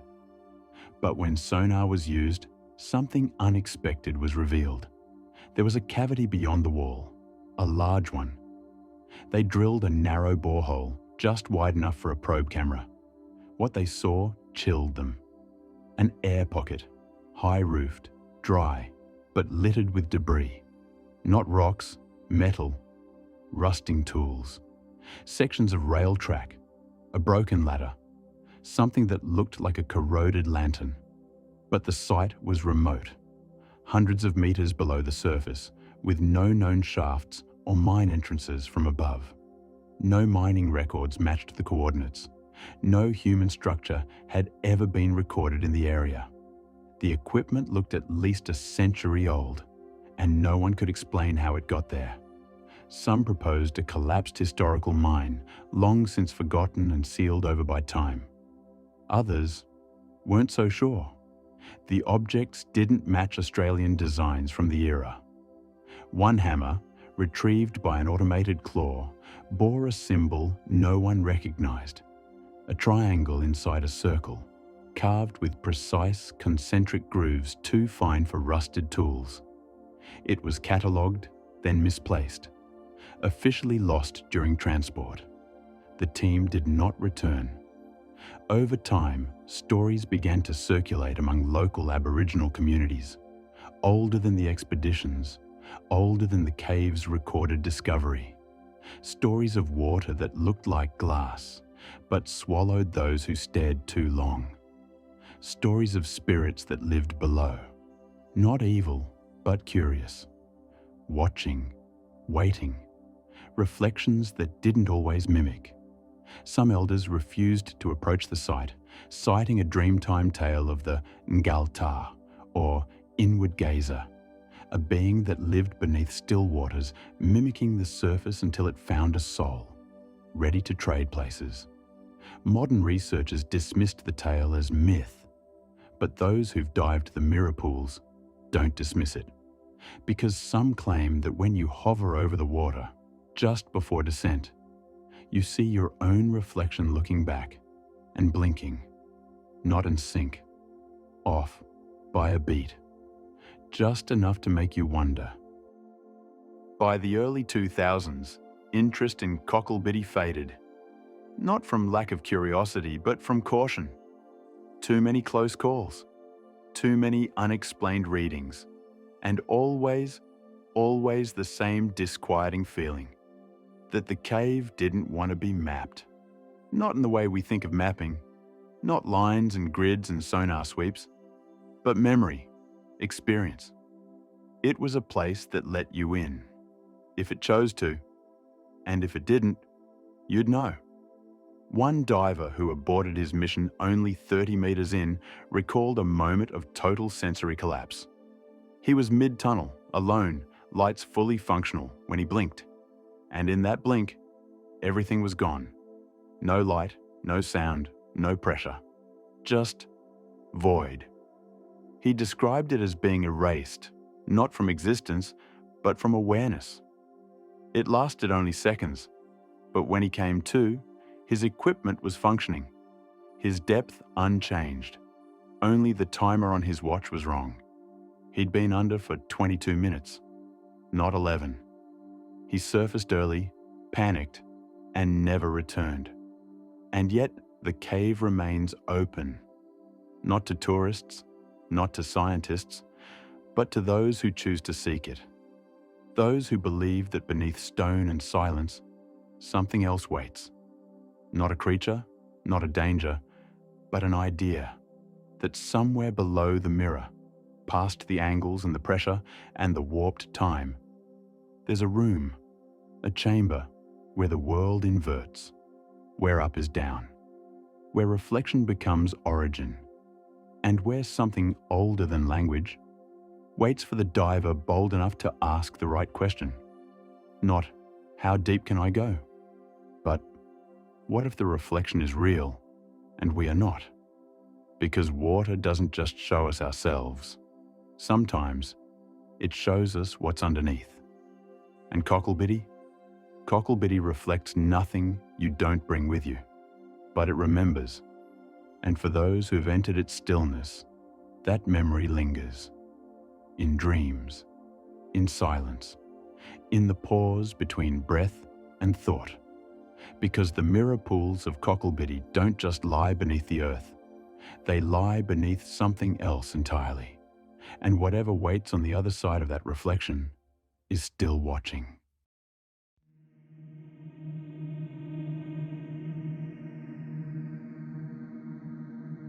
Story 7. The submerged crystal rooms of Chinhoyi caves.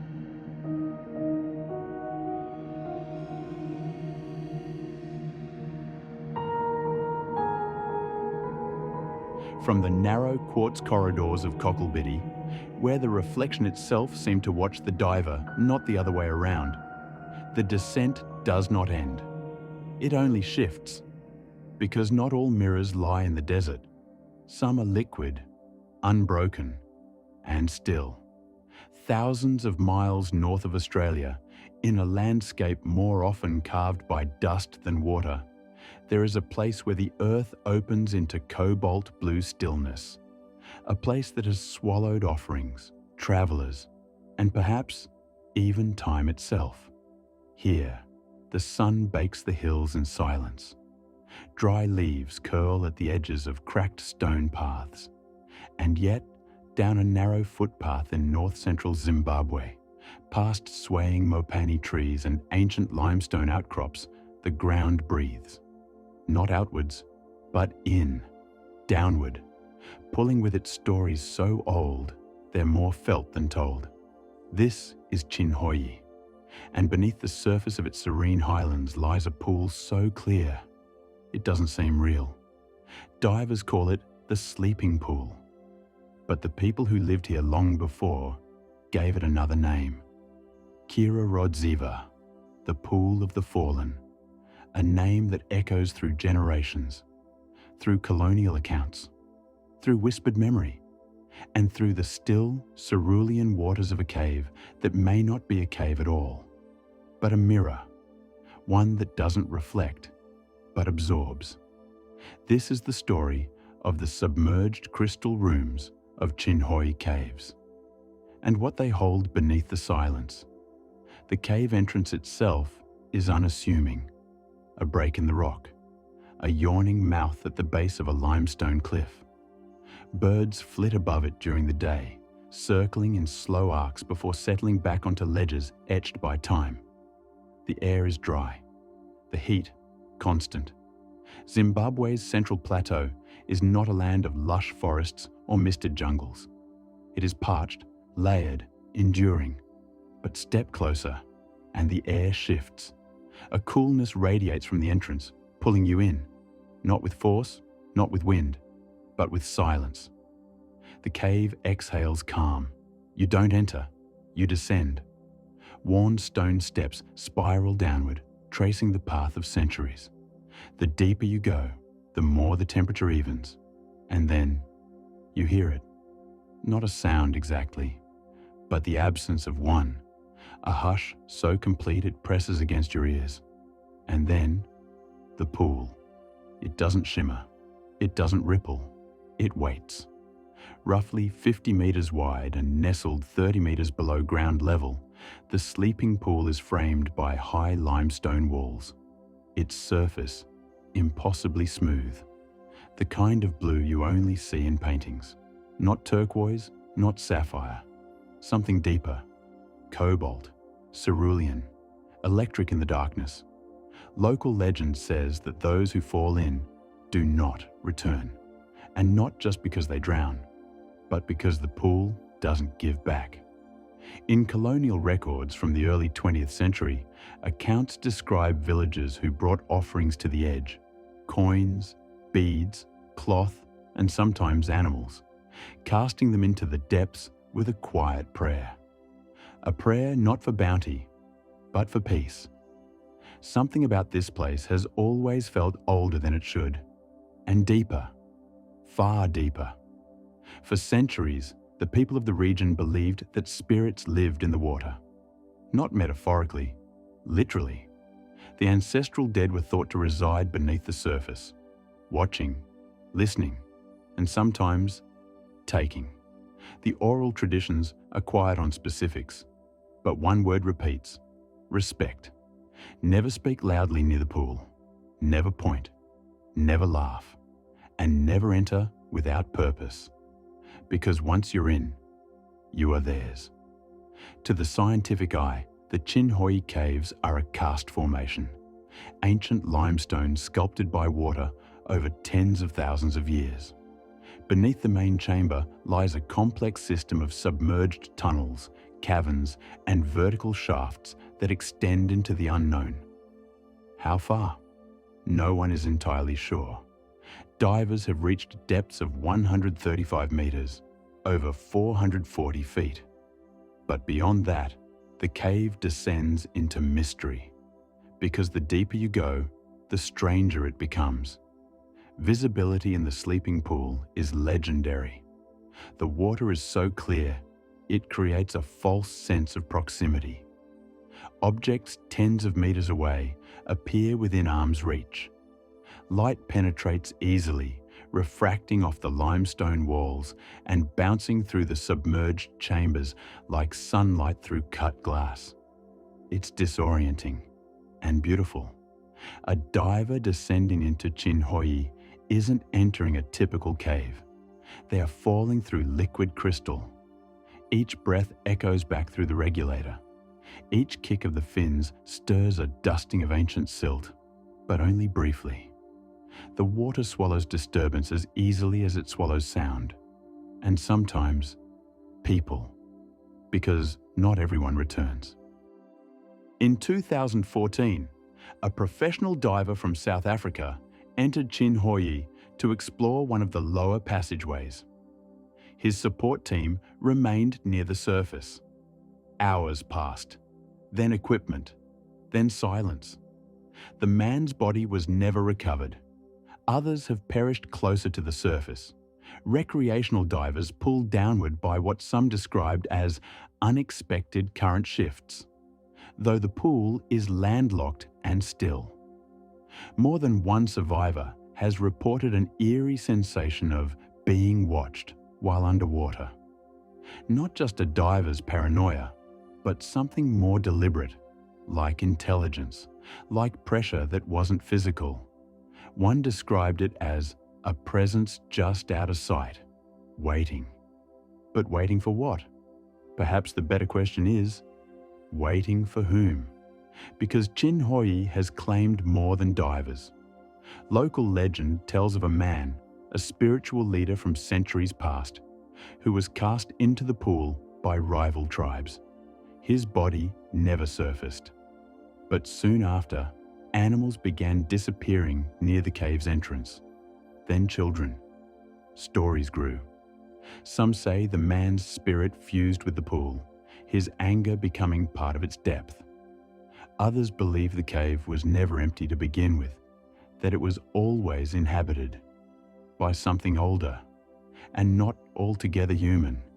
Even the very name Kirorodziva, the pool of the fallen, suggests more than accident.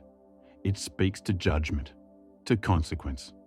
But where does myth end and truth begin?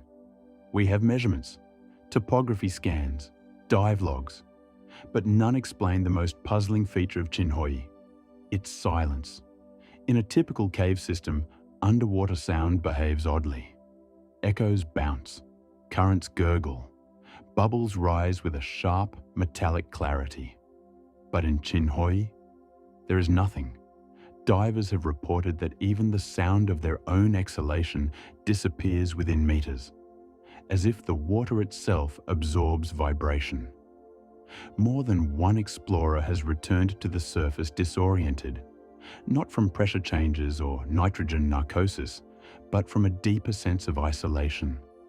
They describe it as being removed from time.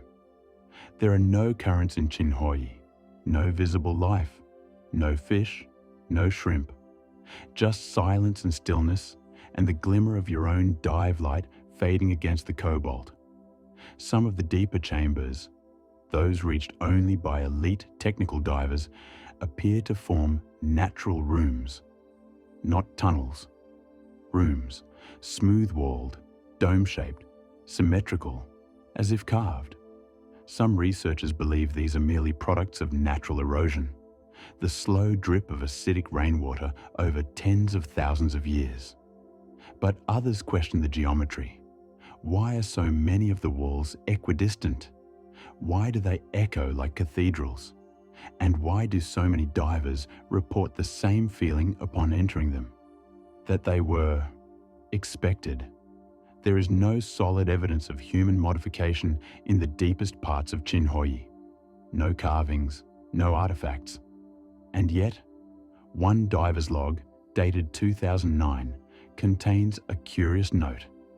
At 95 meters, entered chamber unlike any before. Perfect oval, absolute silence. Instruments began to flicker. Depth gauge read 0, then 312, then nothing. Remained calm. After 3 minutes, lights returned. Ascent normal. Surface support unaware anything occurred. Reviewing footage, nothing recorded beyond entry point. Feels like dream, but it wasn't. No one could explain the anomaly. And the footage, or lack of it, only deepened the mystery. Some suggest magnetic interference. Others hint at psychological pressure responses. But the story doesn't end there, because the deeper you go into Chinhoyi, the more the walls begin to glitter. Not with algae, not with light, but with crystals. Limestone here is rich in calcium carbonate, a compound that, under certain conditions, forms calcite crystals. Normally, these are small, incidental, but in the lowest known chamber, divers have reported entire walls coated in what look like pale white veins. Soft glowing filaments that seem to pulse in the light of a dive torch. Some say the walls resemble circuitry, others bone. No samples have been retrieved, not because it's forbidden, but because no one who's reached them has wanted to touch. One diver, a former geologist, stated, "It didn't feel like rock. It felt aware." Awareness, that word again, repeated across logs, interviews, field notes. Even among those who don't believe in spirits or entities, something about Chinhoyi unsettles. It is too perfect, too quiet, too still, and yet alive. Even the air above the pool behaves oddly. On windless days, visitors have described seeing the water quiver, as if reacting to something invisible, a sound, a breath. Some call it a temperature fluctuation. Others aren't so sure. They point to the stories of missing people, accounts scattered through decades of village oral tradition. And one story in particular, a woman seen walking alone near the cave in the late 1800s. She was known in her village for hearing voices no one else could. Sometimes laughed to herself, sometimes wept. One evening, she disappeared. No trace, no footsteps, just silence. Days later, a boy from her village claimed he saw her again. Not in the village, not on the road, but beneath the pool. Not floating, walking, slowly, across the bottom of the cave, her dress billowing in the deep. He said she looked up, smiled, and kept walking. The story was dismissed, of course, but the boy never returned to the pool again, and neither did his family. To this day, local guides speak of visitors who linger too long near the edge. Something calls, not with sound, but memory, desire, grief, as if the cave knows what you miss most and offers it back, but not without a price. It's worth noting that in all recorded dives at Chinhoyi, no fish have been documented. No visible algae, no microbial blooms. The water is sterile, and yet it does not stagnate. Temperatures remain consistent, oxygen levels balanced, no rot, no decay. Some theorize an underground aquifer feeds the pool, a slow, hidden flow through the rock that refreshes the system. But others suggest something stranger, that the cave regulates itself, that it is not a passive basin of water, but an active system, one that knows balance and maintains it. There is no evidence for this, of course, just stories. But that is how most truths begin, as stories whispered across water, across time, across memory, one final tale. In 1978, a group of local schoolchildren visited Chinhoyi on a class trip. They were told to stay on the path, to remain quiet, and above all, not to point at the pool. One boy, 11 years old, broke the rule. He pointed, laughed, threw a stone. Moments later, he collapsed.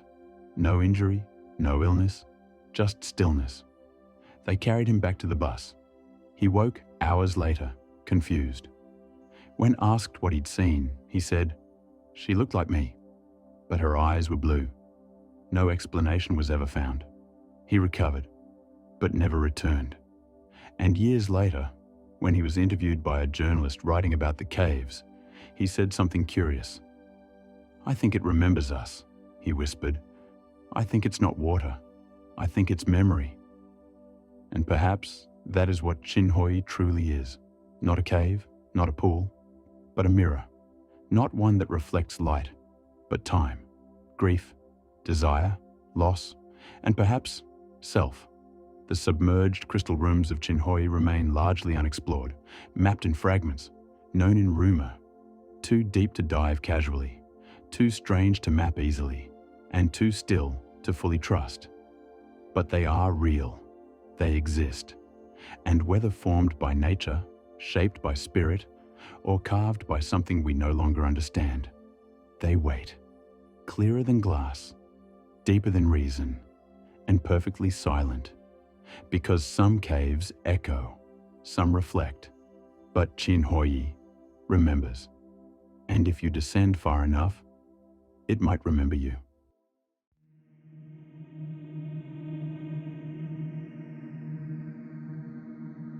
Story 8.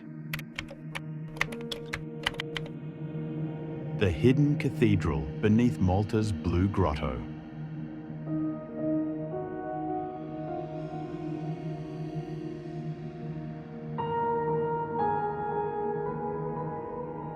From the blue clarity of Zimbabwe's Chinhoyi, we now drift to the central Mediterranean, to a stretch of limestone coast where the sea glows sapphire against a wall of cliffs. But here, beauty masks something stranger. South of Malta, where the land juts out like a tilted blade into the sea, a single formation draws the eye, a towering arch of stone called the Blue Grotto. It's a postcard view, waves curling against cliffs, the arch reflecting sunlight like a mouth swallowing sky. Tourists gather daily to photograph its calm waters, and small boats pass underneath it, their hulls gliding over dazzling shoals of colour. Above the surface, it seems idyllic. Below, it is something else. Beneath the Blue Grotto lies a submerged labyrinth of tunnels and overhangs, some natural, some suspected to be not. And buried within these chambers, beyond the reach of light and tide, is a rumour whispered through decades of local diving lore. A hidden cathedral, carved by hands long forgotten. No official record marks it, no scientific paper confirms it, and yet it persists. Divers call it Il Cathedral Mgari, the buried cathedral. A chamber deep beneath the grotto, accessible only by a precise tide and a narrow underwater fissure. Some say it was found by accident. Others believe it was never meant to be found at all. Let's descend into the mystery of Malta's underwater cathedral. Malta is no stranger to ancient construction. Across the island, stone temples rise from the earth in configurations older than Stonehenge, older than the pyramids. Hagar Kim, Menajdra, Tarksien. Structures built with megaliths so massive that archaeologists still debate how they were moved. These Neolithic sites date back to 3600 BCE, built by a people whose language is gone, whose names are gone, whose beliefs remain only in the curves of stone and the objects buried beneath them. But while these ruins remain above ground, sunlit and catalogued, there are whispers that their builders may have left more behind. Something deeper, something meant to be sealed in silence. The Blue Grotto on Malta's southern coast faces the islet of Filfla, a military-restricted rocky island once used as a target range by NATO. The coast here is sheer and dramatic, dropping suddenly into waters that turn from azure to indigo in minutes. For years, divers have been drawn to the area not just for its beauty, but for what they've heard. In the late 1950s, 2 local spearfishers reported finding an unusual archway beneath the waterline, some distance from the main grotto formation. They described a tunnel, narrow with sharp turns and uneven flooring, leading to what they believed was a large chamber. But before they could explore further, a shift in current forced them to retreat. They returned weeks later and couldn't find the entrance again. At the time, their story was dismissed. Underwater currents in the area were known to shift the seabed, rearranging silt and stones. Perhaps what they'd seen was a trick of the light or a silted-out side passage. But over time, more reports emerged, always vague, always inconsistent, and always nearly identical in tone.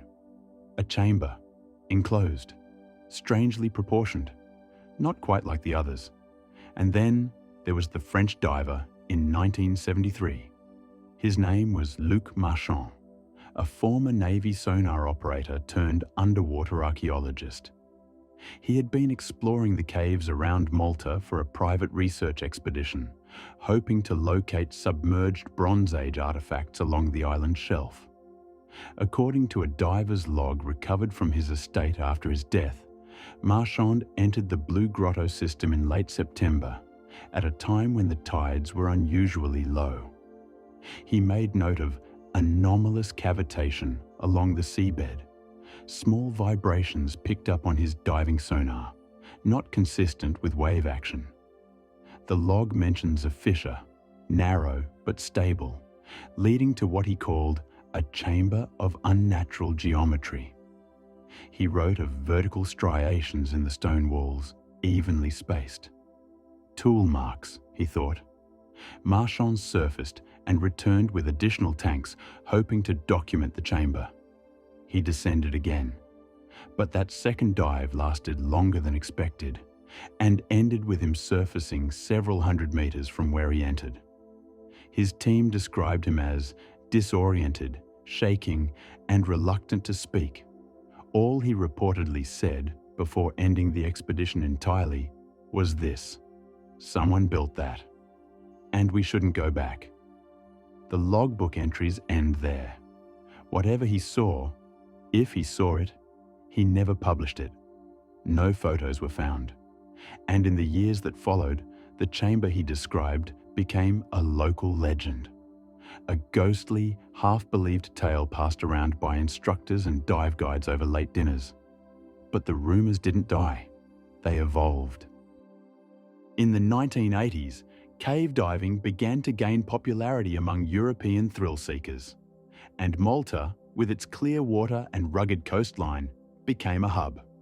Some divers arrived not for beauty, but for the stories. A few claimed to have found the fissure. One Italian diver, Marco Valenti, recounted an experience in a 1989 issue of Subacqueo, an obscure Italian diving magazine. His article, titled La Cattedrale Perduta, detailed a chamber he discovered beyond the third silt pocket, marked by a triangular opening flanked by two symmetrical pillars. Inside, he said, the water turned unnaturally still. Visibility was perfect. The walls were smooth. Too smooth. He described ledges cut into the walls, forming tiered levels like steps. Not sloping, sharp, measured. The ceiling was arched. The acoustics, he said, changed. It was as if the chamber swallowed sound. Valenti claimed to have seen symbols carved into the far wall. Circular motifs in repeating rows, eroded but deliberate. But before he could investigate further, his flashlight dimmed, then failed. He exited by feel alone. When he surfaced, his dive computer showed a depth that didn't align with his planned descent. In the following weeks, he returned 3 times. Each time, he failed to locate the chamber again. His article drew ridicule. Critics called it a diver's fantasy, nitrogen narcosis perhaps, or a fabrication designed to attract attention. But Valenti never published again. He left Malta a year later and refused all interviews. Still, those who knew him said he never stopped drawing the chamber, sketch after sketch, always the same shape, always the same strange silence.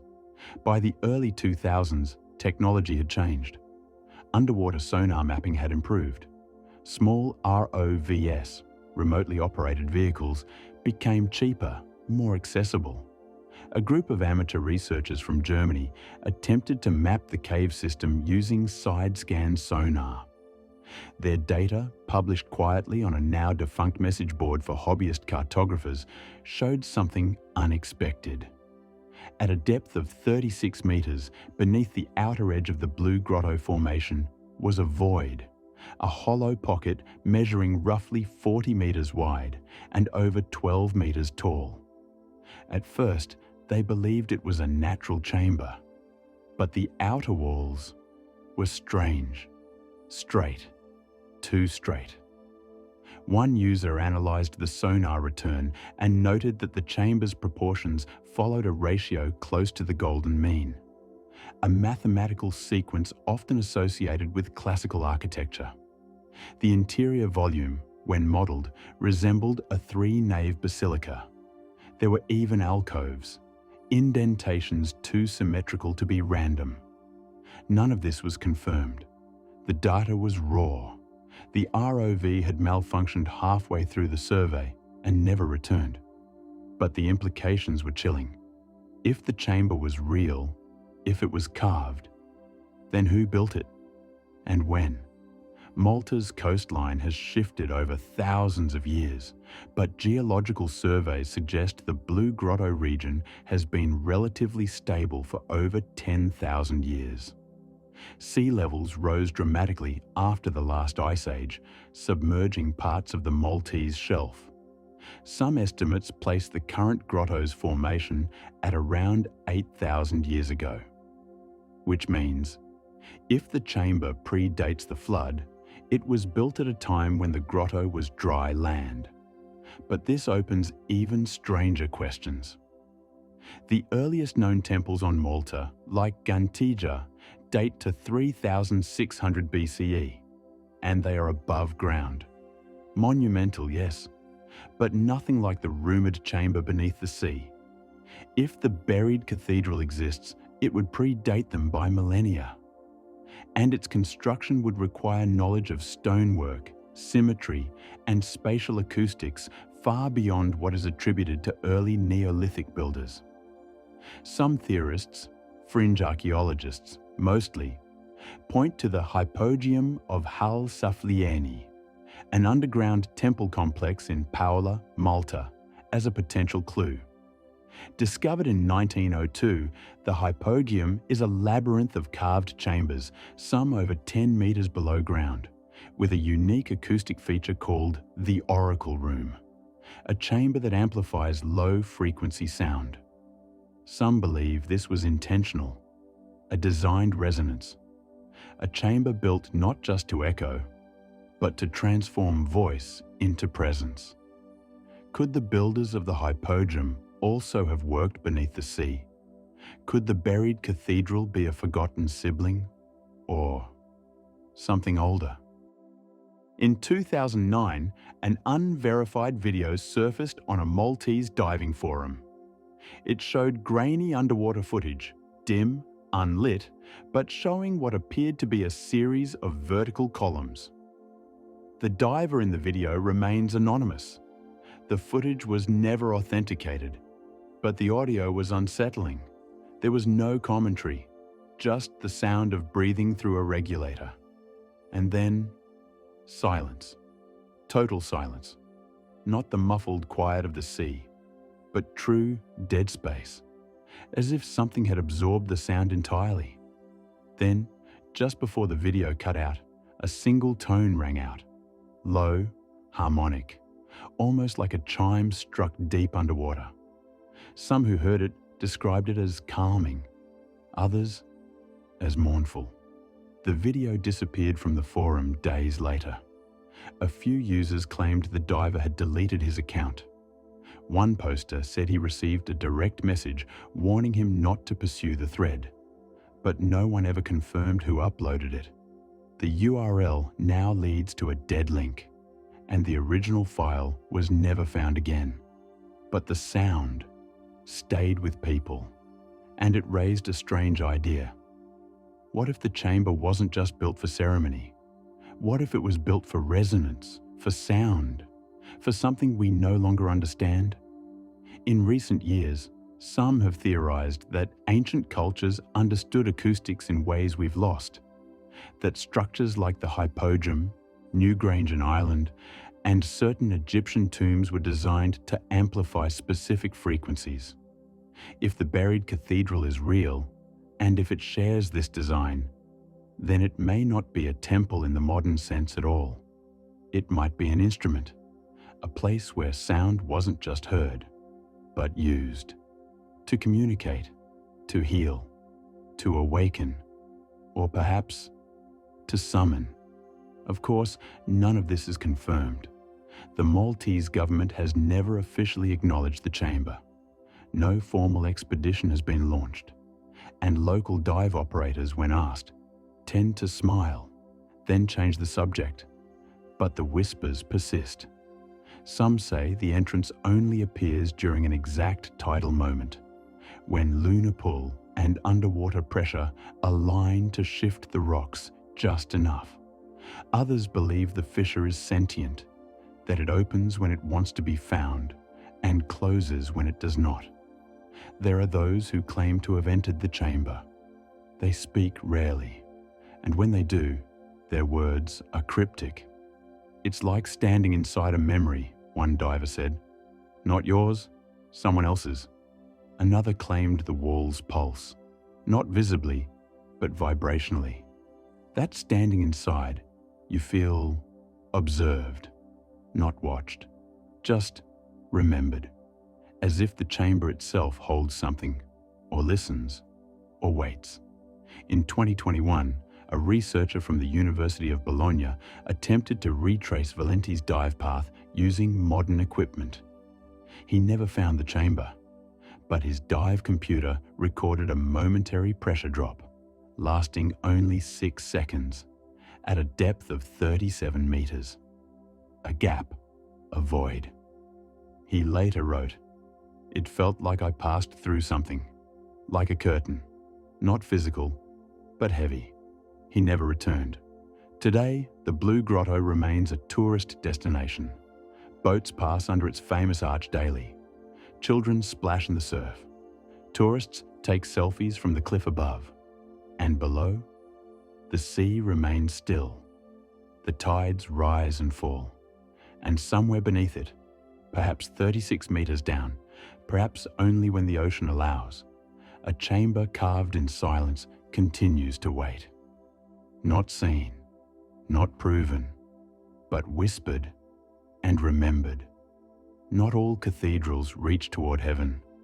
Some are built beneath it, and not all prayers are meant to be heard.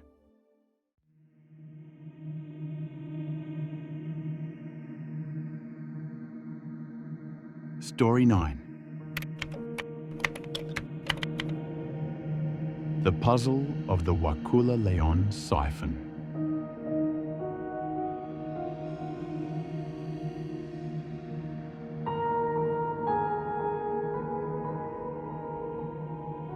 Not all cathedrals reach toward heaven.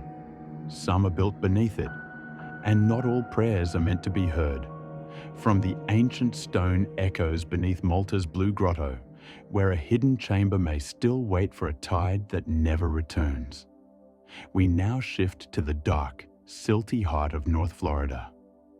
Thousands of miles away from the Mediterranean's sunlit arches lies a different kind of enigma. One that moves not with the sea, but through the earth itself. A labyrinth not carved by human hands, but sculpted by pressure, silence, and time. This is no monument of faith. This is a puzzle of geometry and darkness, a place so deep that sound loses its way, and where, if the divers are to be believed, the cave itself seems to change. Let's descend into one of the most dangerous, least understood underwater cave systems in the United States. A system where maps don't hold, where walls seem to breathe, and where a mysterious siphon, one that seems to flow against gravity, has haunted researchers for decades. This is the mystery of the Wakulla-Leon Siphon. It begins, as so many American cave stories do, with the land itself. The state of Florida, known for its beaches, orange groves, and retirement communities, rests atop a vast and fragile shelf of limestone. Beneath this flat and swampy surface is a hidden world, an entire understructure of porous rock shaped by millions of years of water seeping, flowing, and hollowing it out. This karst terrain is one of the most cave-dense environments in North America, and few areas are as saturated in both water and mystery as Wakulla County. At first glance, Wakulla Springs looks like any other lush Floridian preserve. Towering cypress trees, alligators sunning on muddy banks, Spanish moss swaying over mirror-still water. But this spring is anything but ordinary. Beneath the placid surface of Wakulla's main pool lies one of the largest and most complex submerged cave systems ever discovered. Miles of submerged passageways, chambers the size of cathedrals, and depths that exceed 300 feet in some places. It's beautiful, alien, and treacherous. The first explorations began in the early 1950s, when curious divers started plumbing the spring's depths with primitive scuba gear and little understanding of what lay ahead. Many turned back quickly. Some didn't return, as better equipment emerged in the following decades. Rebreathers, advanced trimix blends, specialized scooters. So too did the ambition to explore further. Teams mapped, filmed, and documented the winding underwater tunnels, often crawling through tight passageways no wider than a man's shoulders, only to find them suddenly opening into vast black voids. But even the most detailed maps had one section that refused to behave: the area known as the Leon Siphon. From above, there's no sign it even exists. It lies beneath a separate body of water called the Leon Sink, just over a dozen miles north of Wakulla Springs. The two are connected, that much is certain, but the path between them isn't straight, simple, or even entirely stable. The siphon appears to flow upward, as if breaking the rules of basic physics, and divers who enter it speak of orientation loss, of magnetic anomalies, of sonar behaving oddly, and of passageways that appear to bend without warning. But more disturbing still are the reports of sudden changes. A tunnel that was once mapped in 2007 is found sealed shut by 2012. A narrow restriction that barely allowed a diver through in 2010 has become a wide, gently sloping corridor by 2015. Rock doesn't move like that, not on its own. And yet, it has. To understand how unusual this is, we need to understand the hydrology. A siphon, in underwater cave terminology, refers to a tunnel through which water is flowing inward toward the cave system, opposite the typical spring flow that pushes water out. That means when divers enter the Leon siphon, they are swimming against the current, into a vacuum, into the unknown. The flow is subtle, usually only a few centimeters per second, but unmistakable. You feel it tugging at your fins, nudging you forward, deeper. In theory, this water comes from rain and surface runoff filtering down through the porous limestone and collecting into the aquifer. But here's where the mystery begins. The volume of water exiting Wakulla Springs doesn't match the predicted inflow. Not even close. There's more water leaving than seems to be entering. And when researchers tried to trace the water back to its source using dye tracing and flow modeling, they got conflicting results. Some dye injected in Leon sinks never reappeared in Wakulla. Some took longer than expected. Some reappeared in unexpected springs dozens of miles away. It's as if the water was traveling through tunnels we didn't know existed. As if the cave system had entire wings, hidden from view. Or worse, that it was shifting beneath us. In 2007, the Woodville Karst Plain Project, a dedicated team of cave explorers and scientists, launched one of the most ambitious mapping expeditions in US history. Their goal: connect Wakulla Springs to Leon sinks through direct, diver-accessible pathways. It was a daunting task. Visibility was poor, currents unpredictable. Many tunnels had never been entered before. But after months of effort and dozens of harrowing dives, they succeeded. The team physically connected the two systems, creating a mapped path nearly 32 miles long. It became the longest surveyed underwater cave system in the United States at the time. And yet, the mystery deepened, because when they re-entered the siphon 6 months later to refine their measurements, their maps were off. By meters.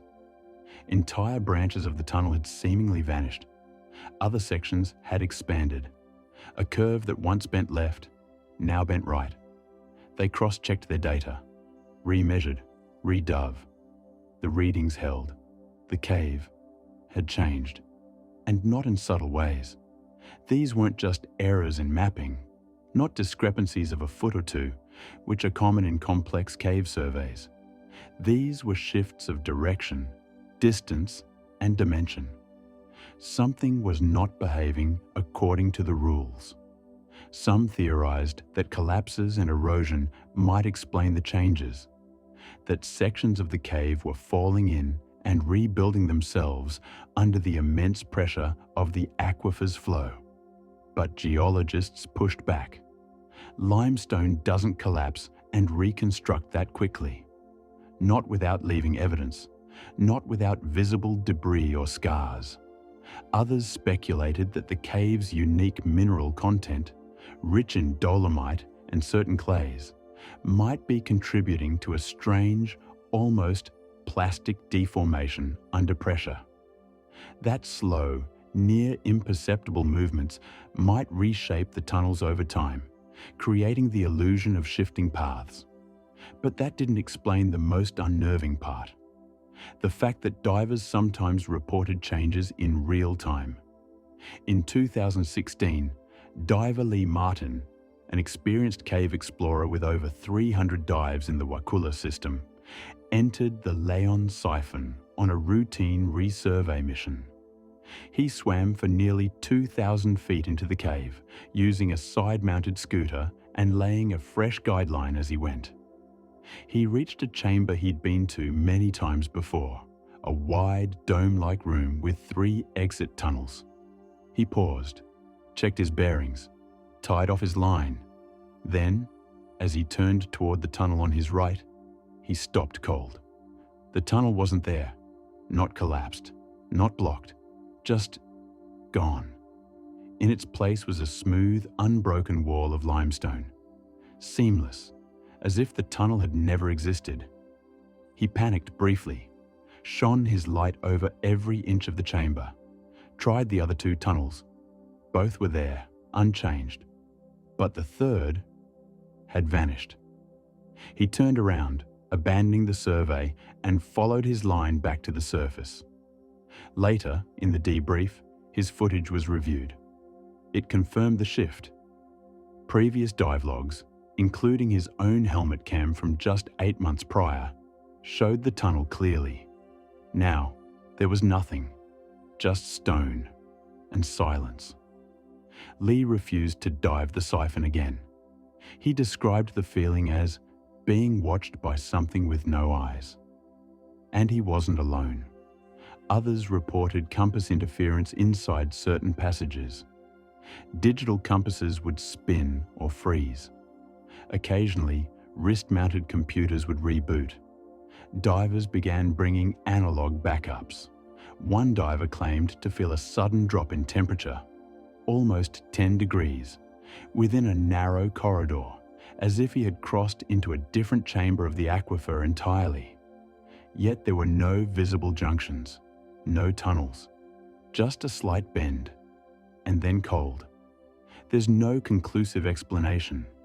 Some suggest that unusual magnetic fields, possibly linked to deep mineral veins, might be affecting instruments, or even subtly distorting perception. Others whisper that the cave system is larger than any map can capture, a kind of living labyrinth that slowly rearranges itself. A place shaped not just by erosion, but by something older, something deeper. Local folklore doesn't help ease the mind. The indigenous Appalachian Creek peoples believed that certain springs, especially those whose waters ran clear and cold, were entrances to the beneath world, a parallel domain of spirits and shadow. Wakulla Springs, with its glassy black opening and bottomless look, was among them. According to oral tradition, only certain shamans could travel its depths, and even they rarely returned the same. Today, of course, we explain these stories as metaphor, as attempts to make sense of natural danger. But when you descend into the Leon siphon, when the light fades and the walls narrow and your compass spins, it's hard not to feel something watching or waiting. In 2019, a project was launched to create a full 3D sonar map of the Wakulla-Leon system using autonomous underwater vehicles, or AUVs. These drones could go deeper, farther, and longer than any diver, and without the risk. The data they returned was stunning. The geometry of the cave system did not conform to expectations.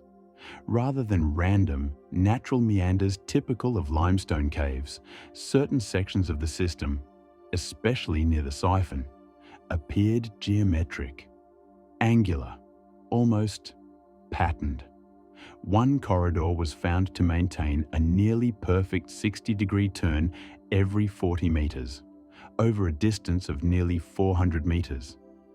Another passageway appeared to intersect its own course vertically, creating what sonar analysts described as a Möbius-like loop, a passage that folds through itself, seemingly impossible in rigid stone. Skeptics claimed data error, glitches in the sonar, but the readings repeated across 3 separate AUV missions. Even more curious, the water pressure in these segments fluctuated abnormally, not wildly, but consistently, like a pulse. A slow, rhythmic surge and retreat, like breath. Geologists called it tidal resonance. Biologists called it irrelevant. But the divers, the ones who had been there, felt it. They called it something else, alive. No formal paper has ever accused the Wakulla-Leon system of being unnatural. No institution has dared to suggest the cave moves of its own will. But the whispers persist, that the Siphon is not just a passageway, but a gate. That something waits on the other side of the unreachable tunnels. Not a monster, not a ghost, but a geometry that does not belong. A shape that bends rules, that reorients minds. A puzzle without a solver, and perhaps without an edge. Today, Wakulla Springs is a state park. Tourists ride glass-bottom boats across its surface. Children feed turtles from the dock. Rangers give lectures on aquifers and limestone and ecology. No one mentions the Siphon. No plaques describe the Mobius loop. And few visitors realize that just below the serene green water lies a tunnel where time and space have slipped, where rock moves and doors close, and divers turn around, shaken. The Wakulla-Leon Siphon remains one of the most mysterious underwater cave systems in the world. Not because we haven't mapped it, but because we have, and the map won't hold still. Perhaps it never will. Perhaps that's the point. A siphon is meant to draw something in, but in Wakulla, it may do more than that. It may draw you deeper, past logic, past pressure, into a space that folds, where tunnels vanish, and walls breathe. The deeper we dive, the stranger it gets. And beneath Wakulla's still surface, the puzzle continues to shift.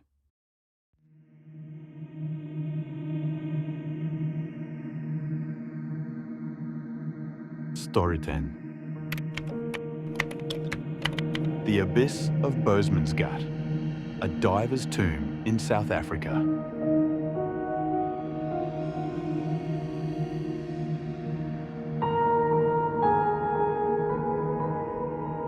From the shifting geometry of Wakulla's flooded tunnels, where divers chase walls that seem to breathe, we turn now to a different kind of abyss. Not one that warps space, but one that silences sound. A place where even the bravest explorers have gone and never returned. It lies far from Florida's pine woods and coastal springs, far from the gentle loops of Gulf tides and the slow erosion of karst. Here, in the heart of South Africa, a different silence rules. Colder, deeper, older. The Boesmansgat sinkhole, a vertical shaft punched through dolomitic limestone hidden in the arid highlands of the Northern Cape, is one of the deepest submerged caves on Earth. But depth is only the beginning.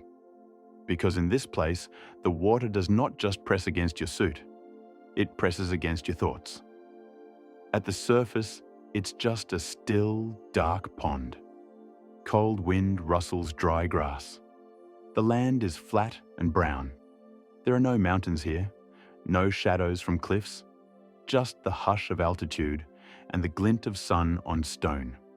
No one would guess that, beneath this dry, empty farm country, lies a shaft nearly 300 meters deep. That's almost 1,000 feet, straight down. There are no creatures here, no coral, no color. Only water so clear it deceives the eye, making the bottom seem close, even when it's hundreds of feet away. The locals call it Boesmansgat, Bushman's Hole. And for decades, it has drawn the elite, divers, engineers, military-trained cave explorers, those who look not for treasure, but for limits. And sometimes they find them, because Boesmansgat has a habit of taking things: air, light, time, and lives. The first known descent into Boesmansgat happened in the 1970s. It was South African diver Mike Rathborne who initiated serious exploration of the site, though rumours of the hole had circulated among sheep herders and rural farmers for decades prior. The opening, some 20 metres wide, drops quickly through the dolomite. Within minutes of descent, sunlight vanishes. The shaft narrows, then opens into a vast submerged cavern. Almost a cathedral in size, though one so dark and pressure-sealed, it seems more tomb than temple. The water at the surface is cold, but at depth, it becomes something else entirely. At nearly 280 meters, it becomes deadly. Because beyond 100 meters, divers breathe not air, but mixtures carefully blended to preserve consciousness. Helium, oxygen, nitrogen, and even then, Boesmansgat resists intrusion. Many have tried to reach the bottom, only a few ever have, and not all of them returned. One of the most well-known victims of Boesmansgat was legendary diver Deon Dreyer, a young South African who died here in 1994 at the age of just 20. Dreyer had been assisting in a deep dive to recover lost equipment. He was experienced, trained, and careful. But deep diving is not about mistakes. It is about milliseconds, about chemistry and time, about gas mixes and pressure gradients and partial oxygen percentages. Dreyer lost consciousness around 50 meters from the surface, not on his way down, but on his way up. His body sank into the darkness. The attempt to recover him would take years, because at Boesmansgat, a body lost below 200 meters becomes almost impossible to retrieve. The deeper you go, the more time it takes to ascend safely, the more dangerous the gases become, and the more the cave itself begins to feel aware. There's no current here, but divers describe feeling watched, as if something in the blackness notices the change in pressure, as if the water itself remembers, and perhaps it does, because 10 years after Dreyer's death, a man named Dave Shaw decided to bring him home. Shaw was no ordinary diver. He was an airline pilot by trade, but a cave diver by obsession. And Boesmansgat had become the final name on his list. In 2004, Shaw dove to a depth of 270 meters, over 885 feet. At that depth, he spotted something unexpected. It was Deon Dreyer's body, perfectly preserved. The cold water, the darkness, and the pressure had kept it intact. His dive suit, his mask, still in place. Most bodies in open water rise, but in Boesmansgat, something strange had happened. The pressure had collapsed the gases inside Dreyer's body. He had sunk and remained, almost suspended in time. Shaw surfaced with the news. He would return. He would recover the body. It would be the deepest body recovery dive ever attempted. The plan was meticulous. Dive computers, bailout gases, redundant gear. A second diver, Don Shirley, would accompany him, though not to full depth. Support teams waited at various decompression stops, but Boesmansgat had other plans. On January 8, 2005, Dave Shaw descended into the shaft. The water was still. The light faded. He reached 270 meters, and there, in the blue-black dark, he began to secure the body. But something went wrong. Deon Dreyer's body, preserved for 10 years, had begun to release gases as it rose, its density changing. It moved, suddenly, and in that instant, the fine balance of Shaw's dive began to unravel. He lost control of the body bag, his equipment entangled, his lights dimmed. The footage from his helmet camera, recovered later, captured his last moments. He didn't panic. He simply ran out of time. 26 minutes after his descent, he was gone. His friend Don Shirley waited above, unaware.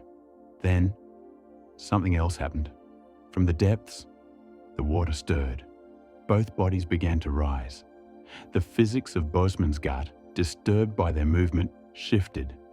Deon Dreyer and Dave Shaw surfaced, side by side, together. One lost for a decade, the other lost trying to bring him home. Both had returned. And after years of silence, Boesmansgat had given something back, but not without cost, because the cave had taken much more. In the years since, divers who descend into its depths report strange phenomena. Not just the usual effects of nitrogen narcosis, the dreamlike euphoria that mimics drunkenness, common in deep dives. No, this was something else, something colder, more calculated. Divers have described hearing voices, not loud, not words, just pressure, shapes in the dark that don't move like divers, eddies of current where there should be stillness, a sense that below 250 meters something changes, that the cave becomes aware. Could it be hallucinations? Surely. Deep dives distort time. The body is under immense stress. Breathing gas mixes like trimix and heliox at such depth can cause neurological effects. The brain, starved of oxygen and flooded with helium and pressure, begins to play tricks. But why is it always the same trick? Why do different divers, trained, experienced, describe the same voices, the same pressure, the same sense of presence? Science has its explanations. Depth affects the vestibular system, the inner ear. It alters balance, orientation. It compresses the sinuses. High-pressure nervous syndrome, or HPNS, can set in, especially during rapid descents. It can cause tremors, dizziness, visual and auditory distortions. But at Boesmansgat, the reports are oddly consistent. The voices are never angry, never human, just there, as if the cave is listening, and sometimes whispering back. Locals tell of strange echoes near the surface, even when no one is diving, as if the shaft exhales or remembers. Some say the cave has a soul, not metaphorically, but literally.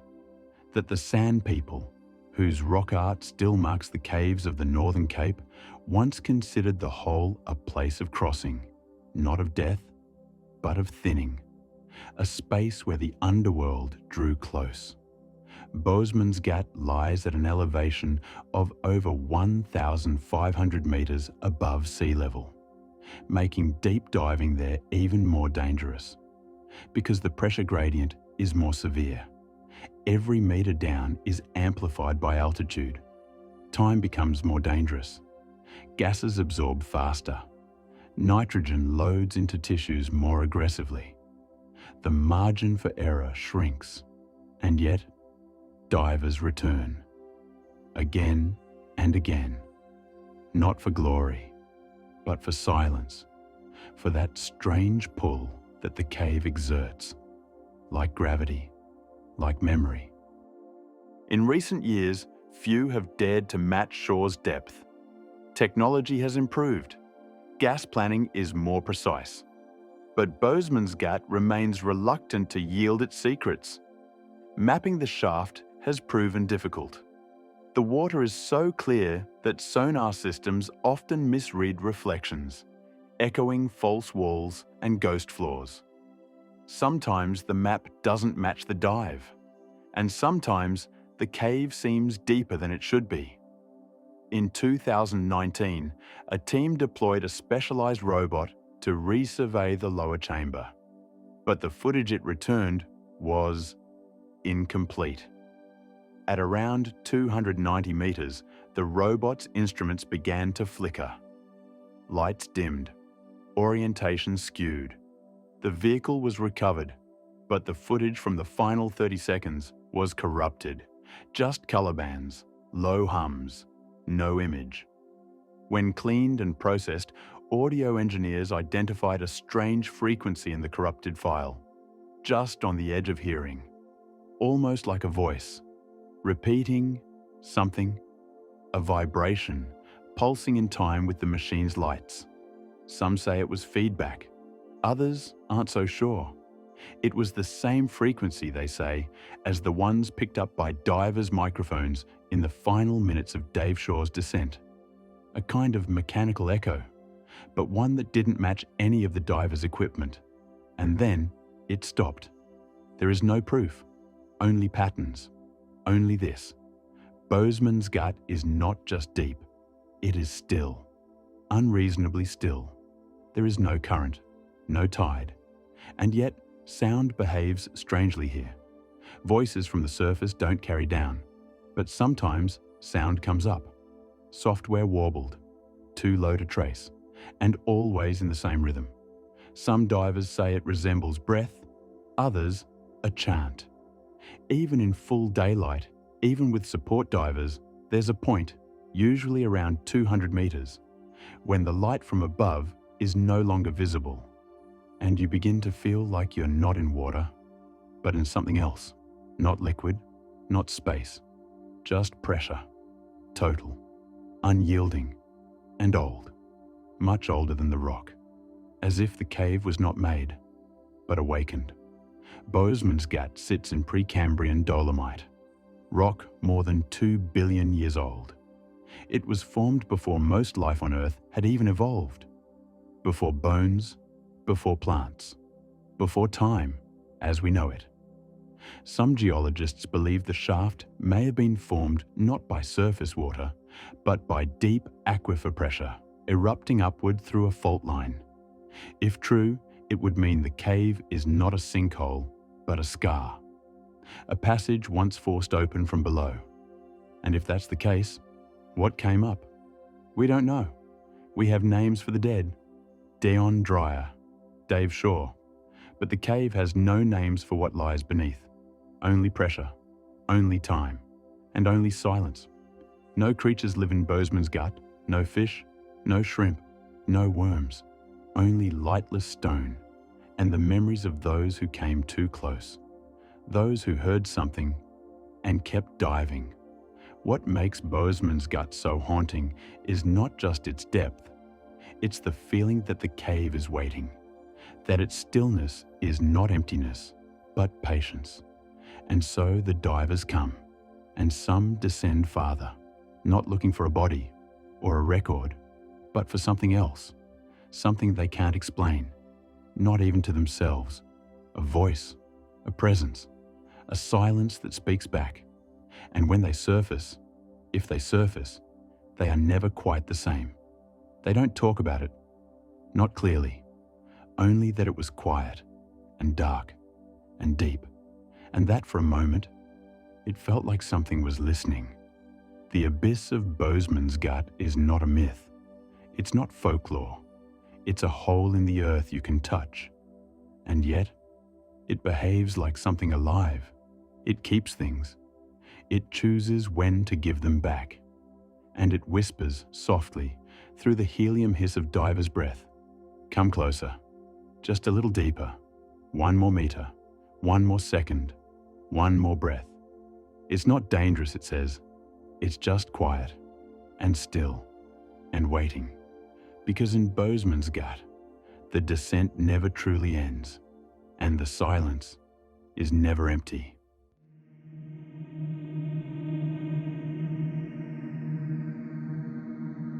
Story 11. The Submerged Rift of Sistema, Huautla, Mexico.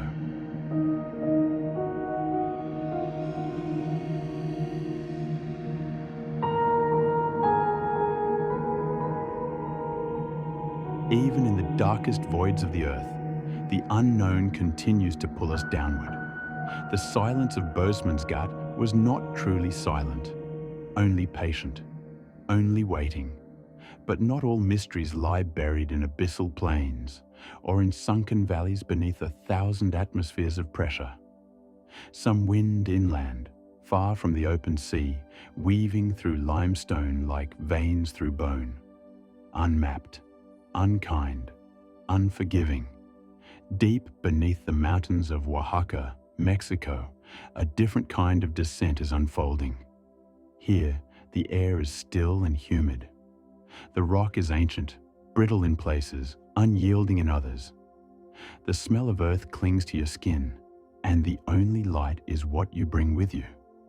This is the realm of Sistema Huautla, not an ocean trench, not a blue hole, but a labyrinth of flooded caverns, tunnels, and vertical shafts so deep and complex that even the most elite divers have spent decades just trying to understand its outline, let alone reach its limits. It is not just the depth that makes Huautla treacherous, it's the illusion of passage. Because in Huautla, not every tunnel goes where it should. Some lead nowhere, some double back, others descend straight down, as if gravity itself were luring you into a place not meant to be entered. It is, in many ways, a maze built to confuse, a cathedral of misdirection, and its waters are silent, cold, endless, and waiting. Let's step into the depths of the Sistema Huautla and the mystery of a rift no diver has yet fully claimed. Nestled in the Sierra Mazateca mountains of southern Mexico, the entrance to the Huautla cave system doesn't look like much. Just a crack in the earth, half hidden by vegetation, barely distinguishable from the shadows of the surrounding trees. But appearances, as they often do in such places, are deceptive. What lies beneath that unassuming opening is the deepest known cave system in the Western Hemisphere. A sprawling network of subterranean rivers, vertical drops, collapsed chambers, and water-filled passages that plunge more than 1,560 meters below the surface. Over 55 miles of mapped passageways. And those are just the ones we've found. The name Sistema Huautla refers not to a single cave, but to an interconnected system of at least 25 separate entrances discovered over the course of half a century. The deeper one goes, the more it becomes clear. This is not a cave you simply explore. It's one you negotiate with. To reach Huautla's lower levels, one must first descend through vertical shafts lined with razor-sharp limestone. Some are so narrow that divers must remove their gear to pass through. Others are deceptively wide, appearing passable only to choke off unexpectedly in darkness, forcing a reversal in complete blackness. And then there is the water. The Sistema Huautla is a Sistema aquatico, a water system. Rivers flow here, deep underground, not on the surface where the sun touches the earth, but beneath, where light has never been. These are not gentle brooks. These are submerged torrents that twist and churn through submerged rifts, sucking divers down vertical shafts with deceptive force. It was long assumed that these flooded tunnels were impassable, dead ends in a system already near impossible to map. But in the 1980s and 90s, a handful of pioneering divers began to wonder, what if these flooded passages weren't dead ends at all? What if they were doorways? It was a dangerous thought, the kind that cost lives, but curiosity, as always, proved stronger than fear. The push to explore Huautla's submerged zones began in earnest in the 1990s, with a series of international expeditions led by cave divers from Mexico, the United States, and the United Kingdom.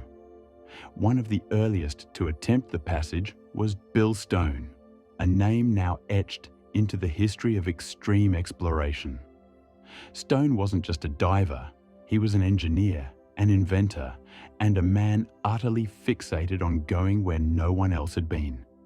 His team's goal was ambitious: to penetrate the flooded passages of Huautla not just as explorers, but as mappers, using advanced rebreather technology and custom-designed survey gear to create a detailed picture of the cave system's hidden geography. But almost immediately, they encountered something strange. The water-filled shafts, known locally as sumideros, weren't behaving the way they should.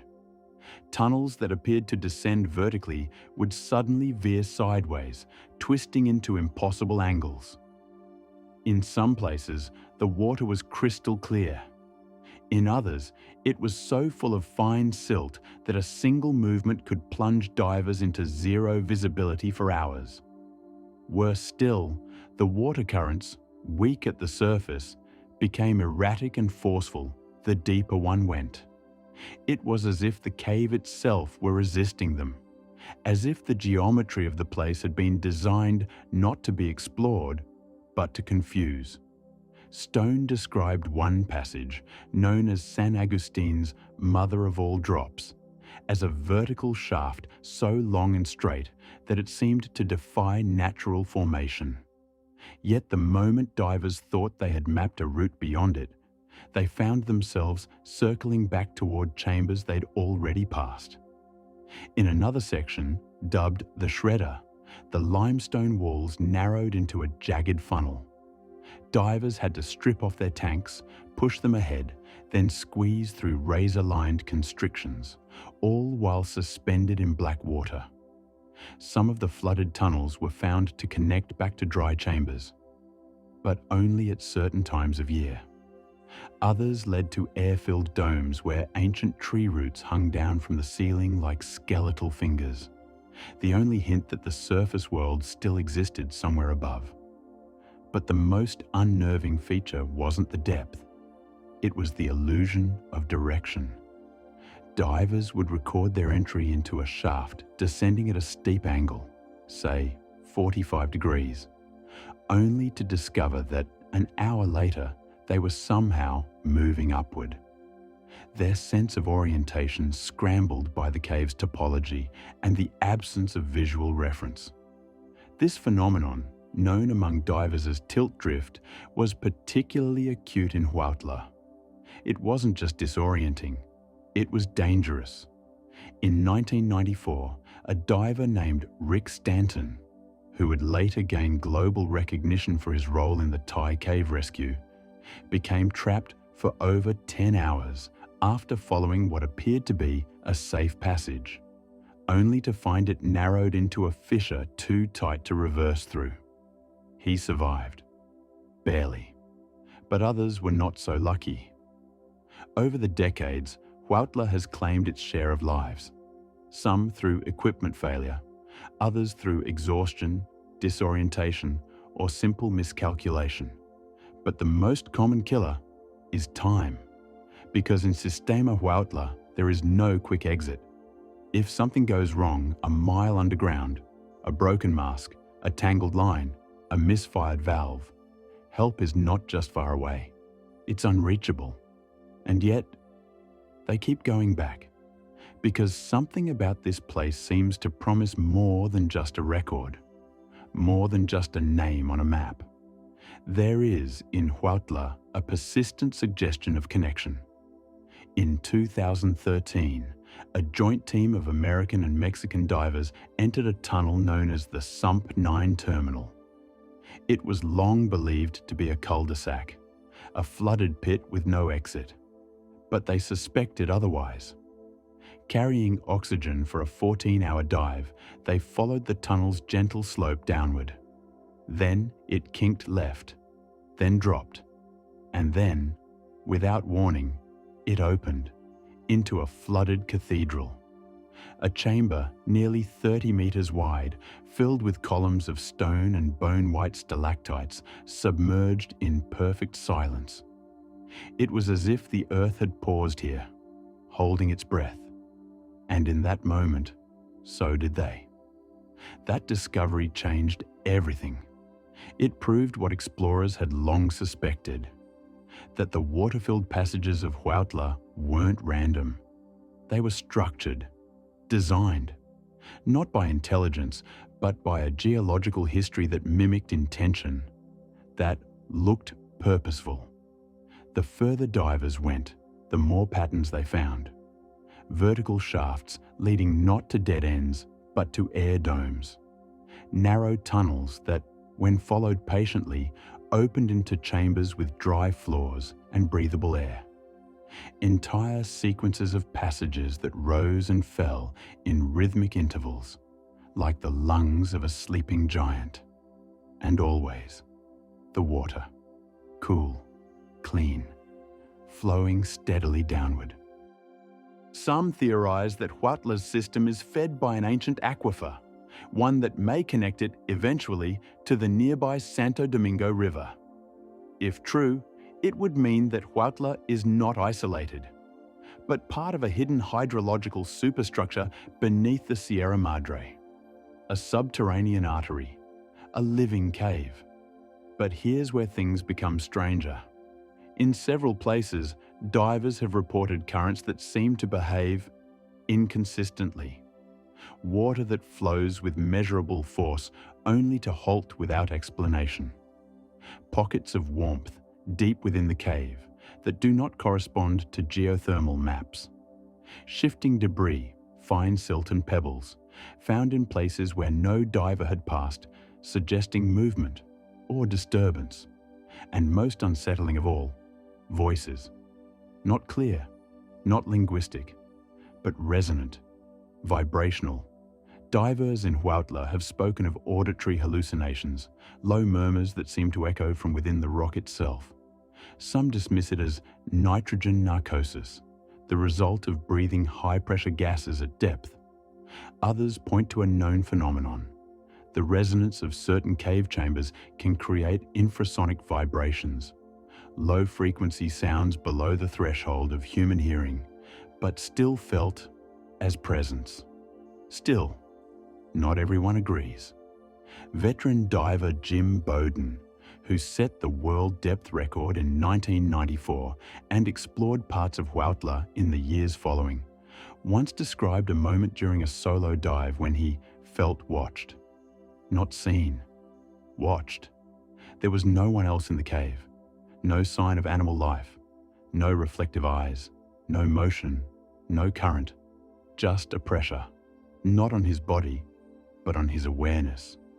"I didn't panic," he said later, "but I got out of there, fast." Bowden has never spoken publicly about what he thought caused it, but others have echoed his experience, and some locals, particularly among the indigenous Mazatec people, have long regarded the mountains around Huautla as sacred. They call the region Tierra de los Espíritus, land of the spirits. They do not dive into the caves. They listen to them, and they warn those who enter. The cave remembers. Is this just cultural reverence? A caution passed down through generations to respect the power of nature? Perhaps. But Huautla is not an ordinary place. In 2018, a new expedition, the most ambitious to date, set out to prove a radical theory, that all of Huautla's flooded shafts ultimately lead to a hidden resurgence point in the nearby canyon of Peña Colorada. If true, this would not only confirm the cave as part of a larger system, it would offer a path forward, a map, a logic, a route. For over 2 months, divers rotated shifts through the flooded passages, pushing deeper than any before. They hauled tons of equipment, lived underground, slept in hammocks suspended above cold pools, ate in silence. They discovered 2 new sumps, mapped dozens of new branches, found rare formations, cave pearls, gypsum chandeliers, fossilized shells embedded in the walls at impossible depths. But they did not find the end. The system continued. The cave continued. Always deeper. Always forward. As of today, no one has reached the final chamber of Huautla. No one has emerged from the other side. And no one is certain it has one. Some geologists now suggest that the system may connect to even larger subterranean rivers, part of an immense karst aquifer that spans hundreds of miles under the Sierra. Others believe that Huautla is collapsing inwards, slowly, subtly, its internal geography reshaping with every passing year. A living system, breathing, changing, watching. And then there are the darker theories, that Huautla is not just a cave, but a trap, that its design, its false passages, its loops, its shifting flows, is too complex to be natural. that it's something else. Some call it superstition, others folklore. But in a cave where maps change, where compasses drift, where tunnels lead back to themselves, the line between geology and intention begins to blur. What if some places weren't meant to be mapped? What if they were built or grown to stay hidden? What if Sistema Huautla wants to remain a mystery? In the end, no theory, no measurement, no sonar scan, no geophysical model has resolved the riddle of Huautla. Only one truth remains, that beneath the mountains of Mexico lies a realm of water and stone, older than any human memory, deeper than any city, more complex than any plan. A place where time slows, sound bends, and light goes to die. A place that offers passage, but rarely return. And as divers descend into its flooded veins, following lines through darkness, chasing maps drawn by instinct and hope, one question echoes louder than all the rest. What lies beneath the last tunnel? And why does the cave feel aware? In Sistema Huautla, the water moves, the stone listens, and the mystery only deepens.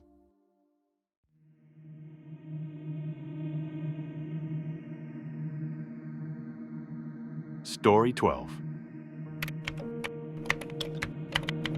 The Unmapped Abyss of Zacatón Sinkhole.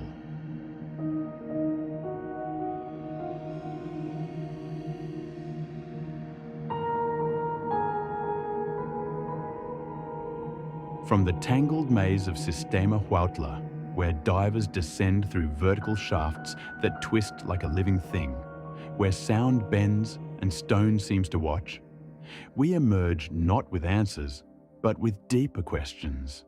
And yet, Huautla is not the only cave in Mexico that listens. Just 500 kilometers to the northeast, nestled in the volcanic plains of Tamaulipas, lies a flooded sinkhole so vertical, so dark, and so deep that no diver has reached its bottom. No rope has touched its floor. No light has illuminated its depths. Its mouth opens like an eye, perfectly round, perfectly still. Its walls descend in a vertical shaft that narrows and folds, as if designed not to invite, but to ensnare. And unlike most caves, this one is not hidden in the jungle or carved into a cliffside. It lies in open view, tranquil, circular, unassuming, at the center of a sunlit field where cattle graze and wind combs the grass. Its name is Zacatón, and what lies beneath its surface remains a mystery, darker and more inaccessible than nearly any place on Earth. This is the story of a sinkhole so deep that NASA built a robot to find the bottom, and the robot never came back. Let's descend into the unmapped abyss of Zacatón. At first glance, there's nothing ominous about the landscape. You could drive past it and never suspect the ground beneath your wheels hides a chasm hundreds of meters deep.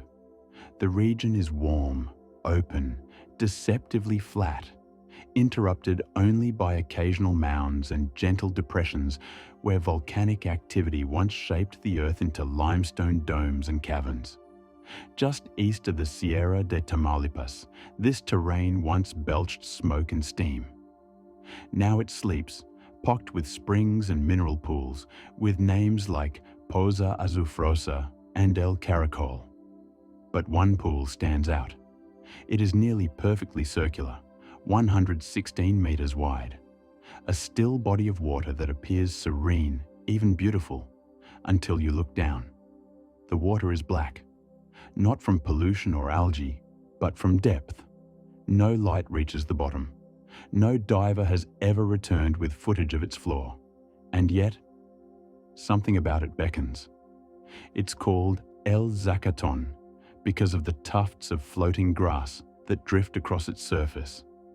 Zacate, the Spanish word for grass, mingled with the sense of motion, of something slowly circling. Locals have whispered about it for generations. Some say it has no bottom. Some say it leads to the underworld. Others simply keep their distance. Even animals seem to avoid it. El Zacatón is not the only sinkhole in the area. It's part of a larger system known as the Sistema Zacatón. This includes multiple vertical water-filled shafts, each with its own strange behavior. Some are scalding hot. Some emit sulfuric fumes. Others are sealed with stone lids that open and close with the seasons. But El Zacatón is the deepest. Perhaps the deepest water-filled sinkhole in the world. Official measurements suggest a depth of at least 339 meters, over 1,100 feet, and perhaps much more.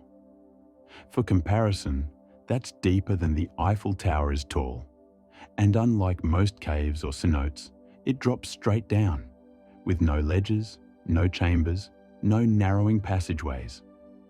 Just an endless vertical shaft, filled with dark water, ringed by smooth limestone, and utterly silent. When divers descend, the light disappears in minutes. Pressure builds, the water turns cold and thick, and still, the bottom remains out of reach. In 1994, an elite team of cave divers attempted to chart it. Among them was Jim Bowden, a legend in the world of extreme diving. On April 6th, he descended alone into El Zacatón, aiming to reach a record-breaking depth of over 925 feet. He was tethered to the surface by a guide rope and carried specialized gas mixtures to survive the descent. He carried no camera, no drone, only his own body and training. As he descended, the water grew blacker, thicker, heavier, past 500 feet, past 800, and then, at 925 feet, something happened. The line went slack. For 30 seconds, there was no tension, no signal from below. And then, like a whisper, the rope tightened again. Bowden was ascending. He had survived. When he broke the surface, his team pulled him into the boat, pale, shaking, and nearly unconscious. He had reached 925 feet, but not the bottom. In the years since, no one has gone deeper. What makes El Zacatón so formidable is not just its depth, but its geology. Unlike traditional caves formed by the slow erosion of water through limestone, El Zacatón was shaped by something more violent. It is a hydrothermal sinkhole, born from the collapse of volcanic rock above a geothermally heated water source. Its water is warm, slightly acidic, and filled with dissolved minerals that make visibility almost zero below a certain depth. Even artificial lights disappear into the haze, swallowed by suspended particles that scatter and absorb beams like fog in a tunnel. And then, there's the problem of navigation. In normal cave diving, divers follow a guideline, a taut cable that leads them back to the entrance. But in El Zacatón, once you descend past a certain depth, even the guideline can become useless. Currents shift, buoyancy changes, even sound behaves strangely. It's easy to become disoriented, to descend thinking you're ascending, to spin in a perfect vertical shaft until up and down lose all meaning. And that is what caught NASA's attention.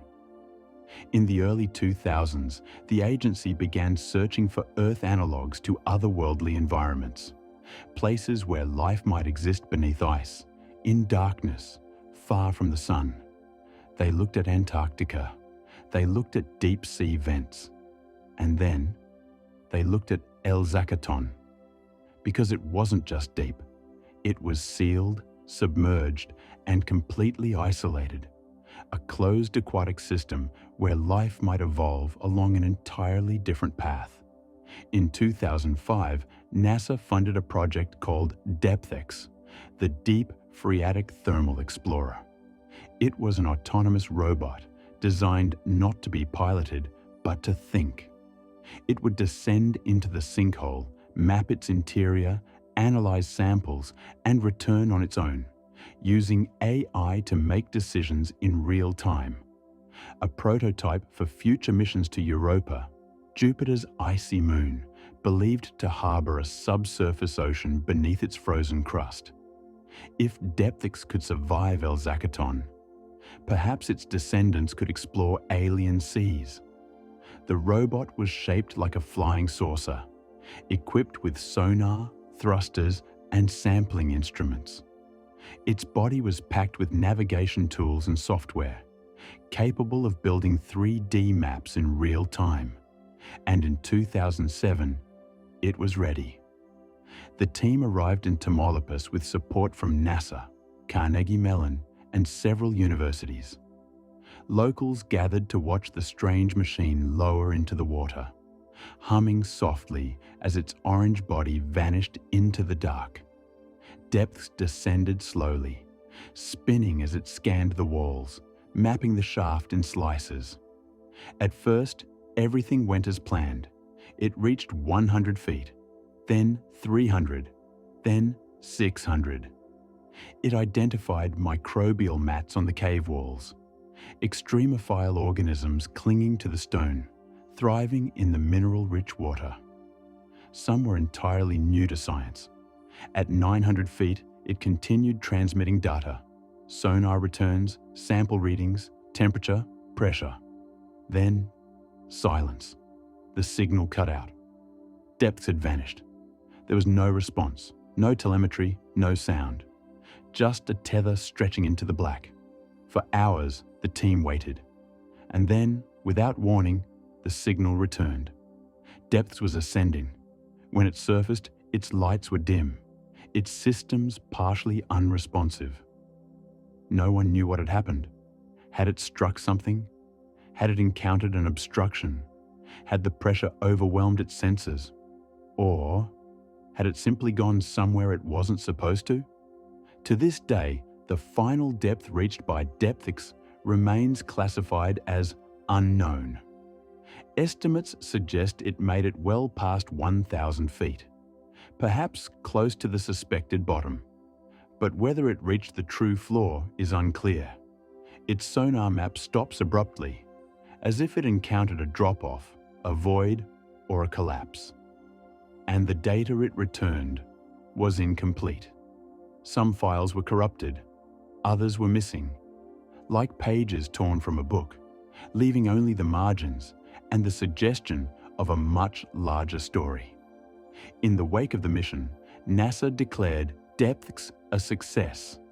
It had demonstrated autonomous navigation, sample collection, and real-time mapping in one of the harshest environments on Earth. It would pave the way for endurance. A second-generation robot deployed to Antarctica's Lake Bonny, and eventually the theoretical robots that might explore Europa or Enceladus. But the mystery of Zacatón remained unsolved. And for many, Depthix's brief disappearance only deepened it. What did it see? What silenced its voice? And why, when it returned, did it seem changed? There are those who believe the robot may have encountered a pocket, a chamber deeper than sonar could read. Others think it slipped into a collapsed shaft and narrowly escaped. And some believe it reached a place not meant to be reached. Because Zacatón does not behave like a normal cave. It breathes. During the heat of summer, bubbles rise from its depths, as if exhaling. Its water level changes with the seasons, sometimes dropping several feet overnight.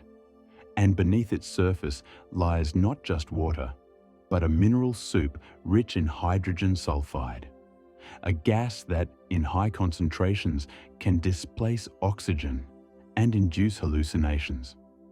Divers who spend too long in its depths report vivid dreams, strange perceptions, a feeling of being watched.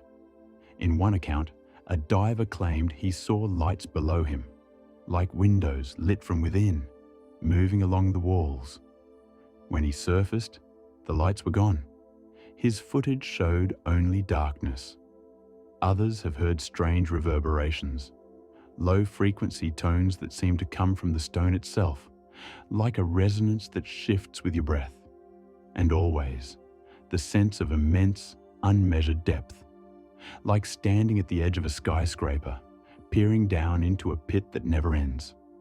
But the most haunting theory is also the simplest, that El Zacatón is not a cave, but a vent, a chimney into the earth, not formed by collapse, but by expulsion, a geyser of ancient water rising from miles below, from layers of the mantle where pressures twist and fold stone into liquid.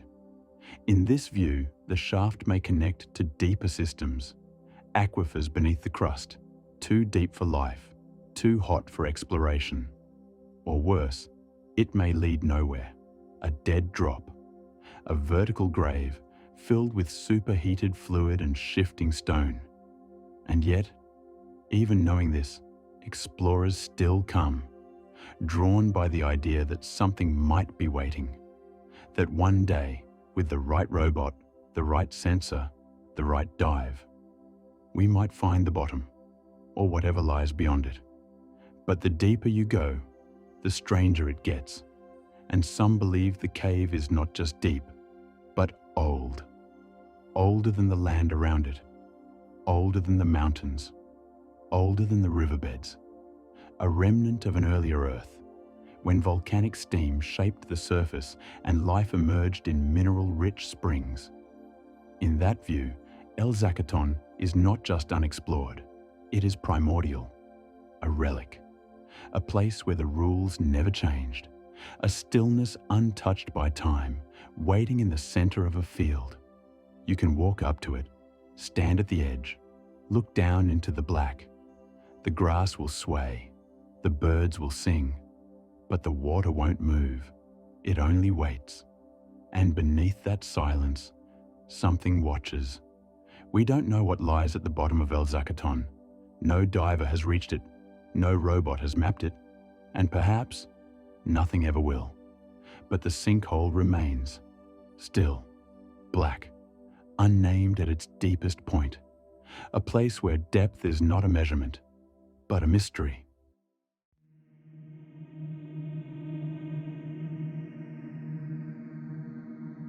Story 13. The second ocean of Norway's Plura Cave.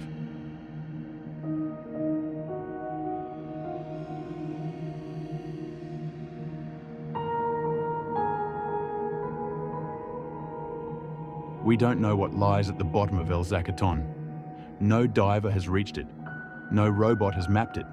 And perhaps nothing ever will. But the sinkhole remains, still, black, unnamed at its deepest point. A place where depth is not a measurement, but a mystery. Yet not all underwater enigmas lie in tropical sinkholes or sunken trenches. Some are hidden in the cold granite bones of the earth, in places where the water isn't blue, but iron dark, where the silence isn't peaceful, but waiting. From the searing heat of Mexico's Zacatón shaft, we drift now into the chill of northern Europe, into a land of fjords and snowmelt, into a cavern system beneath Norway's rugged surface, where stone and shadow fold in on each other endlessly. It is here, beneath a remote valley near the village of Plurdalen, that a gateway into Earth's underworld was found, or perhaps made. This is the story of Plura Cave, a drowned labyrinth, a collapsed passage, and a strange, shifting corridor that appears to have no end. In Norway's Nordland county, where long winters wrap the land in ice and daylight in winter barely brushes the horizon, the entrance to Plura Cave lies unassuming. To reach it, you follow a river upstream, a modest creek winding through pine forest. Quiet, ordinary. It doesn't scream mystery, it barely whispers. But a short walk brings you to a small lake, icy in winter, fed by snowmelt and glacial runoff. This lake is called the Pleura. To look at it, you'd see only a shallow basin framed by rocks, perhaps some steam rising from its surface on colder days. But if you dive beneath that surface, you're no longer in a lake, you're in a tunnel. The Pleura cave system begins just below the surface, where water from the valley above has, over tens of thousands of years, bored its way through solid limestone. Not in a single path, but in a tangled web of submerged caverns, long, narrow, unstable. Some passages stretch hundreds of meters, others double back into themselves. Some appear to go nowhere, until you realize the current is pulling you deeper and deeper. To enter Pleura is to leave the world of air behind. Visibility fades quickly, the walls close in, the floor drops out, and soon the cave begins to descend into a place few have seen. Divers first began exploring Pleura in the late 20th century. At first, the goal was mapping, determining just how deep the passages ran and where they led. Then came the push for the connection. Pleura was known to have an outlet, a separate cave system called Steinnugelflorget, over 2 kilometers away.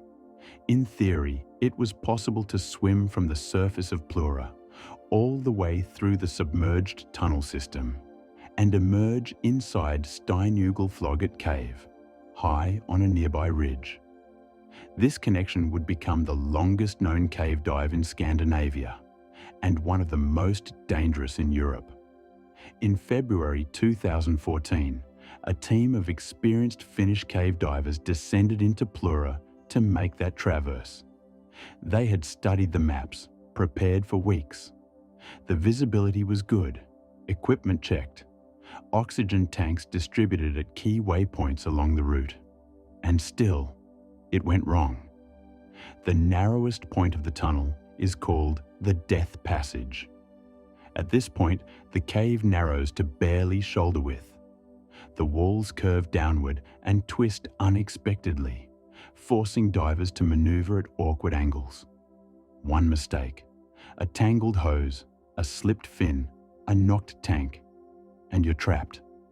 It was here that the visibility turned to zero. Sediment stirred up by one diver choked the water into absolute blackness. In the chaos that followed, 2 of the Finnish divers became separated. One of them was 43-year-old Jari. He was an expert, calm, one of the best. But even the best need sight. And in the pitch dark, no sight means no direction, no air, no time. Jari was never seen alive again. His partner, desperate to escape, turned back, only to find the passage blocked. He tried to wedge through the choke point, but his tank caught on a jagged lip of rock. The force of it knocked loose a piece of equipment, and he became stuck. What happened next is the stuff of nightmare. His backup diver, another Finn, arrived too late. He found Jari lifeless, wedged awkwardly at a downward angle. A few feet beyond him, another diver, severely injured but alive, had found a pocket of air in an unexpected chamber. He would survive. Barely. But Jari was gone. At first, the Norwegian government banned all further recovery attempts. The death had taken place in a portion of the cave deemed too dangerous for even experienced rescue teams. The body would remain in the cave, indefinitely, but the dive team made a decision. Against advice, against warnings, they returned. This time, not just to dive, but to record. The footage they recovered would shake the European dive community, because it showed something no one expected.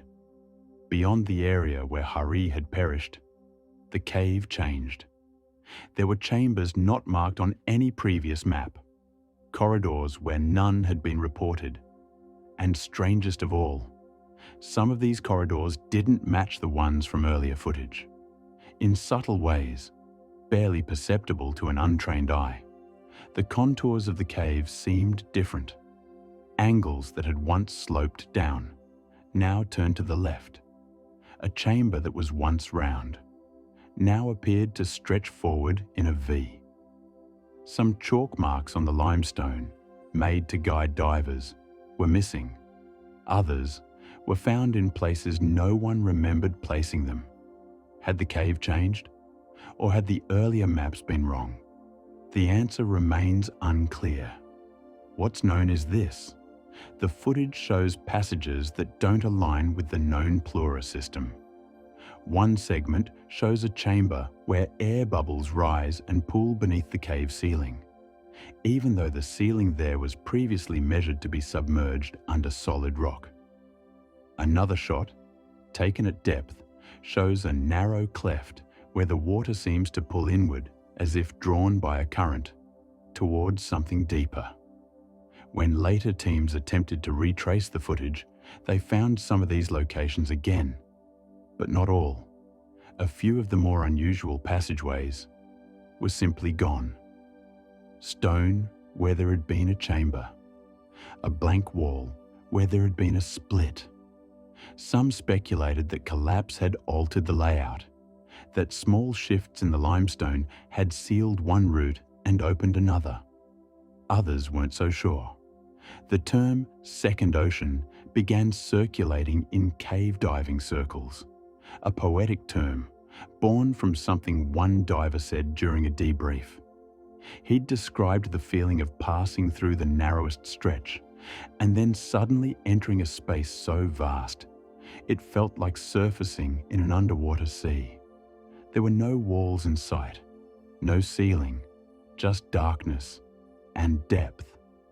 He said it felt like the cave had stopped being a cave and had become something else. No footage was captured of this chamber. His camera had failed at the midpoint of the dive, but others have described something similar. A sudden spaciousness accompanied by disorientation, as if the water itself had changed, as if the cave was no longer inside the earth, but connected to something deeper. Since then, expeditions have returned to Pleura to map its internal structure with higher precision. Sonar scans, 3D renderings, and drone submersibles have all attempted to chart the interior, but the data doesn't always align. In one section, a 2016 sonar scan showed a chamber with a distinct drop-off. In 2019, another scan of the same area showed no drop, only a slope. In 2022, an unmanned drone mapped a narrow vertical fissure nearly 40 meters deep. But on return, the same drone couldn't locate it again. Technical error, signal interference, or something stranger? There are scientific explanations for shifting cave structure. The Pleura system exists in soluble limestone, a rock that slowly erodes and reforms as water filters through it. Under the right conditions, walls collapse, chambers fill in, passages open. But this erosion happens over centuries, not years, and certainly not weeks. Then there's the thermal profile. Dives in the early 2000s recorded an internal water temperature of around 4 degrees Celsius, consistent with glacial melt and snow runoff from above. But in one of the recovered dives from 2014, temperature readings spike unexpectedly in the deeper chambers, up to 7.5 degrees Celsius in a low oxygen region near the bottom. Geologists were puzzled. That kind of spike shouldn't occur naturally, unless there was a secondary water source feeding in from below. But if there is, it hasn't been found. Some theorize that Pleura is connected to a larger aquifer system, an underground sea not yet fully mapped. Others go further. They believe the cave is shifting in real time, that its structure isn't fixed, that some process, perhaps tectonic, perhaps something else, is rewriting the interior of the cave from within. In 2017, A Finnish diver named Aino made a solo descent to a region known as the Cathedral Room, a tall, echoing space near the far edge of the mapped system. He had been there before, knew its walls, its shelf, the pattern of the stalactites that rose from the roof like inverted fangs. But this time, something was different. The stalactites were gone. In their place, smooth stone, as if the ceiling had collapsed and sealed over. But there were no signs of a collapse, no debris, no fracture lines, just a new ceiling. When he returned 2 months later with a partner, the stalactites were back, exactly as he remembered. That dive log was later dismissed as error. Perhaps he'd gone into a different chamber. Perhaps he'd misremembered. But his footage, grainy and shadowed, shows a ceiling that's blank, clean, not just unformed, but untouched. The idea that a cave could shift, not from erosion, but from some deeper mechanism, is unsettling. There's no known process that explains such rapid transformation, unless the cave isn't just a cave, unless what Plura opens into is something far older than stone. In Norse folklore, the underworld is not always fiery. Sometimes it's cold, wet, silent.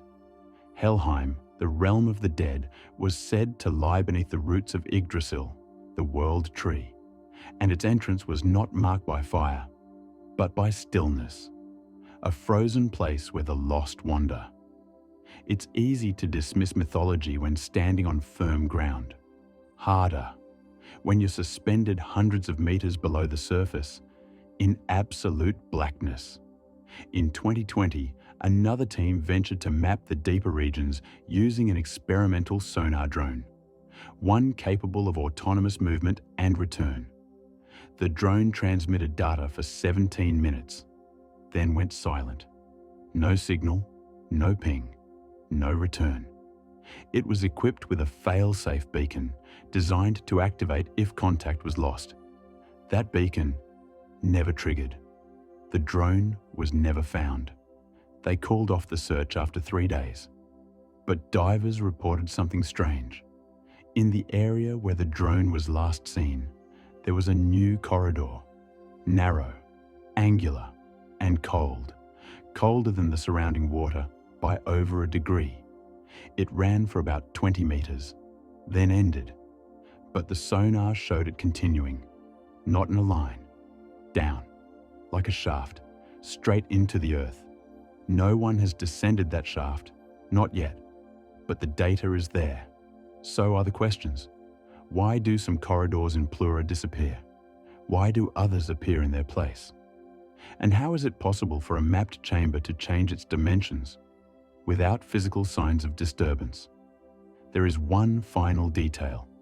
In a recovered clip from 2014, a diver is seen swimming along a narrow side tunnel, one believed to be a dead end.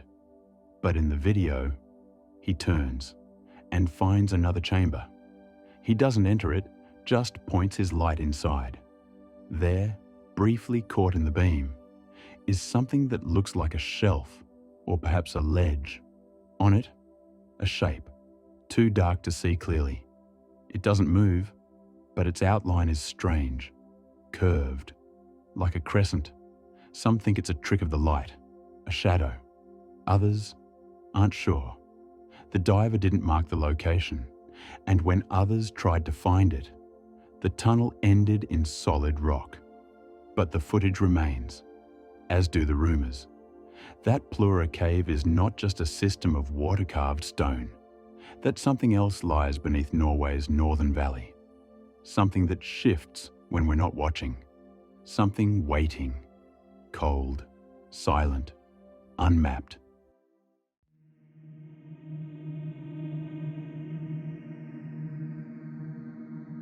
Story 14. The Black Chamber of Hranis Abyss.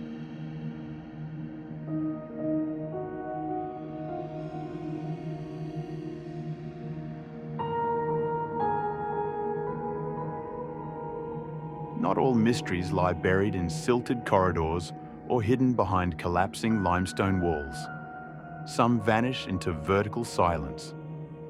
There is a place in the heart of Europe that has quietly shattered records, defied instruments, and resisted every effort to reveal its true depth. It does not appear, at first glance, to be a place of world-shaking mystery. There are no ancient ruins nearby, no sunken temples, no tales of sea monsters passed down through generations. Just a quiet pool at the edge of a small spa town in the Czech Republic. But beneath its still surface lies a darkness deeper than any other freshwater body on Earth. A place where sonar signals return blank, or worse, impossible readings. Where remote-operated vehicles simply vanish, and where divers, even the most elite among them, speak with unusual hesitation. This is the Hranice Abyss, and no one knows how deep it goes. Nestled in the eastern part of the Czech Republic, the Hranice Abyss begins innocuously enough. Surrounded by forest, framed by limestone cliffs, and situated beside a mineral spring long frequented by tourists, the entrance to the abyss looks more like a forgotten pond than the gateway to a bottomless realm. There are no warning signs, no fences, nothing to suggest the strange pressure it exerts on those who stand before it. But to divers, explorers, and geologists around the world, the name Hranice now evokes something else entirely: a challenge, a riddle, a void, and perhaps a warning. Its story begins not with a single discovery, but with a growing suspicion. For years, geologists had known that the area around the Hranice karst was unusual. The terrain is riddled with subterranean caves and thermal springs, carved over millennia by acidic water slowly dissolving the limestone beneath. In other words, textbook karst. But this particular spring pool didn't behave like the others. For one, it produced unusually high amounts of carbon dioxide, far more than a normal spring should. The gas would sometimes bubble visibly to the surface, forming clouds in the otherwise calm water. The chemistry suggested that the water was coming from much deeper underground than expected, deeper even than any known cave in the area. There were rumors that the pool had no bottom, that it connected to a system no one had ever mapped. A few early divers made limited attempts, descending with primitive gear. But the water was cold, acidic, and claustrophobic. Visibility was poor, gear failed, and no one made it past the first 40 meters. But the curiosity remained. And in 1995, Czech diver and speleologist Jaroslav Hovorka decided to try again. This time, with improved gear and support, he reached 181 meters, a record for the abyss at the time. He found that the shaft continued down at a near vertical angle, and the deeper he went, the more it seemed to resist mapping. The walls narrowed, the light faded, the water grew increasingly murky and mineral-rich. There was a feeling, he said, of pressing into something the Earth was not meant to give up. Then came 2016. A team of Polish cave divers working with a remotely operated vehicle descended deeper than anyone had before. They reached a depth of 404 meters, or 1,325 feet. To put that into perspective, that's deeper than the Empire State Building is tall, and the bottom? Still not found. At that depth, the ROV lost signal, and when they attempted to retrieve it, they couldn't. It had vanished, swallowed by the black. When later data was recovered, the final footage was surreal. The walls of the shaft, once close and cave-like, had fallen away. The robot was drifting in open space, a seemingly endless vertical tunnel of darkness. Then, nothing. No crash, no obstruction, just void. The deepest freshwater cave in the world, they declared. But even that, perhaps, is an understatement. For all we know, it could go deeper still. But how deep is deep? And what is it exactly that makes the Hraniss Abyss so different? Unlike many underwater caves, which are carved horizontally through layers of limestone by percolating rainwater, the Hraniss Abyss is vertical, a shaft, a wound in the earth. And that changes everything. The water that feeds it is not ordinary groundwater, but geothermally heated mineral water that has journeyed up from the deep crust. Highly acidic, rich in carbon dioxide and hydrogen sulfide, the water eats through the stone from below. A reverse process compared to most cave systems. It's called hypogenic speleogenesis, and it suggests that the abyss might not be a cave at all, but a kind of chimney, one that extends far deeper than we can presently reach, as if we've only found the throat of something far larger. Geophysicists have attempted to scan it using ground-penetrating radar and seismic mapping, but the results have been inconclusive. Signals scatter, data returns irregular. Some sonar pulses don't echo back at all, as if the void simply absorbs them. Others return warped, suggesting a complex and distorted system of chambers, or something else entirely. A 2020 study using thermal analysis suggested that the abyss could be over 1 kilometre deep. But that's just modelling. No diver has returned to confirm it. And until one does, the true depth of the Hraniss Abyss remains a mystery. But the depth is only part of the enigma. What draws divers and researchers alike to this place is the feeling. Many describe it as oppressive. Even those accustomed to cave diving, a discipline that demands precision, calm, and nerves of steel, report an unusual sense of unease. Not panic, something colder, something off, as if the space itself resists intrusion. Diver Krzysztof Starnowski, who helped lead the 2016 expedition, spoke publicly about it. He's a veteran of some of the world's most dangerous dives. But Hraniss, he said, feels different. A place where you sense the water isn't just cold, it's ancient. Where the pressure isn't just physical, it's something else. As if you're not supposed to be there. That sentiment has fueled a wave of folklore and speculation, though the site lacks the long mythic tradition of other locations. No local legends of gods, spirits, or beasts. A new mythology has begun to take shape in the diving community itself. Some whisper that the abyss is connected to older systems, deep mantle aquifers that defy traditional geology, that the Earth's crust is not a barrier here, but a veil.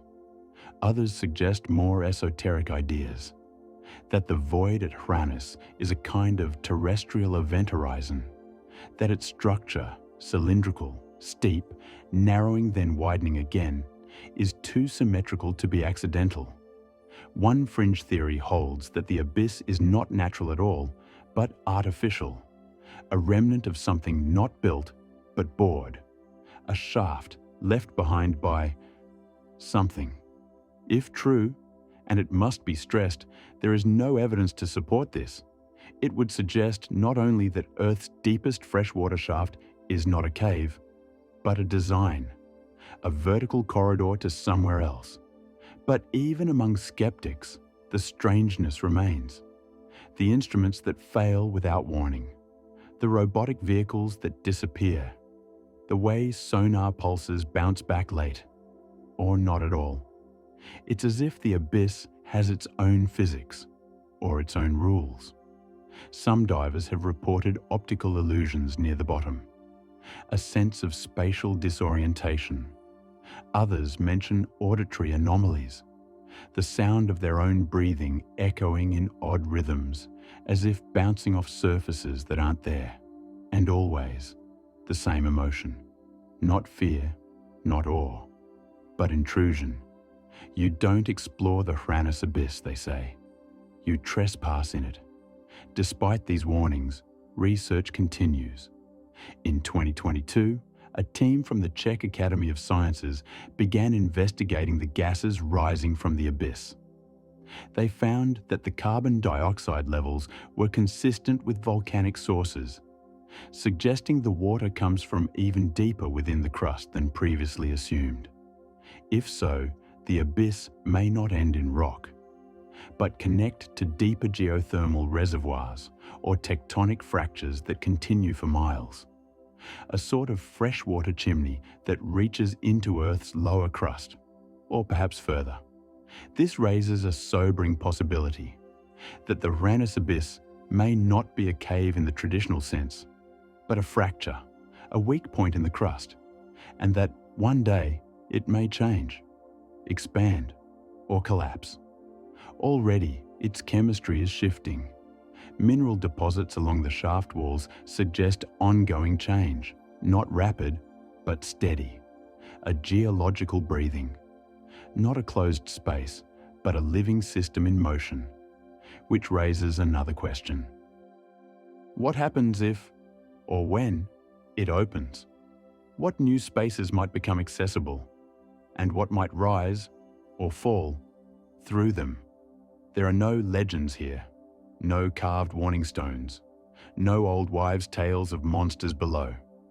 And yet, of all the places explored in modern cave diving, from the eerie tunnels of Mexico to the crushing depths of the Blue Hole, few inspire the same reaction. Divers who reach the upper chamber and descend into the shaft report a change in sensation.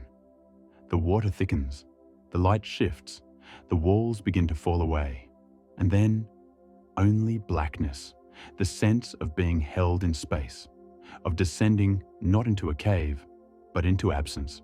And for now, that absence has won. No human has reached the bottom. No machine has returned from it. No image shows us where it ends. It remains, to this day, the deepest known freshwater cave on Earth, and the most uncooperative. A void in the rock, a blank on the map, a vertical gate, silent, cold, and patient. And beneath its surface lies a question we may not be ready to answer, because not every abyss is meant to be understood. Some exist only to remind us that there are places in this world where light does not reach, where signals do not return, and where even the bravest explorers turn back, still wondering how deep the Earth can go.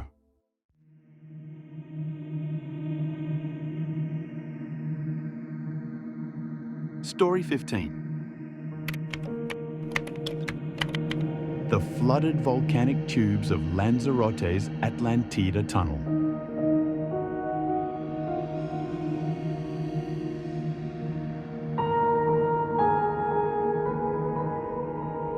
On the opposite edge of the Atlantic plate lies a place where the Earth breathes fire even beneath the sea, and where water and lava, time and pressure have carved one of the strangest cave systems ever discovered.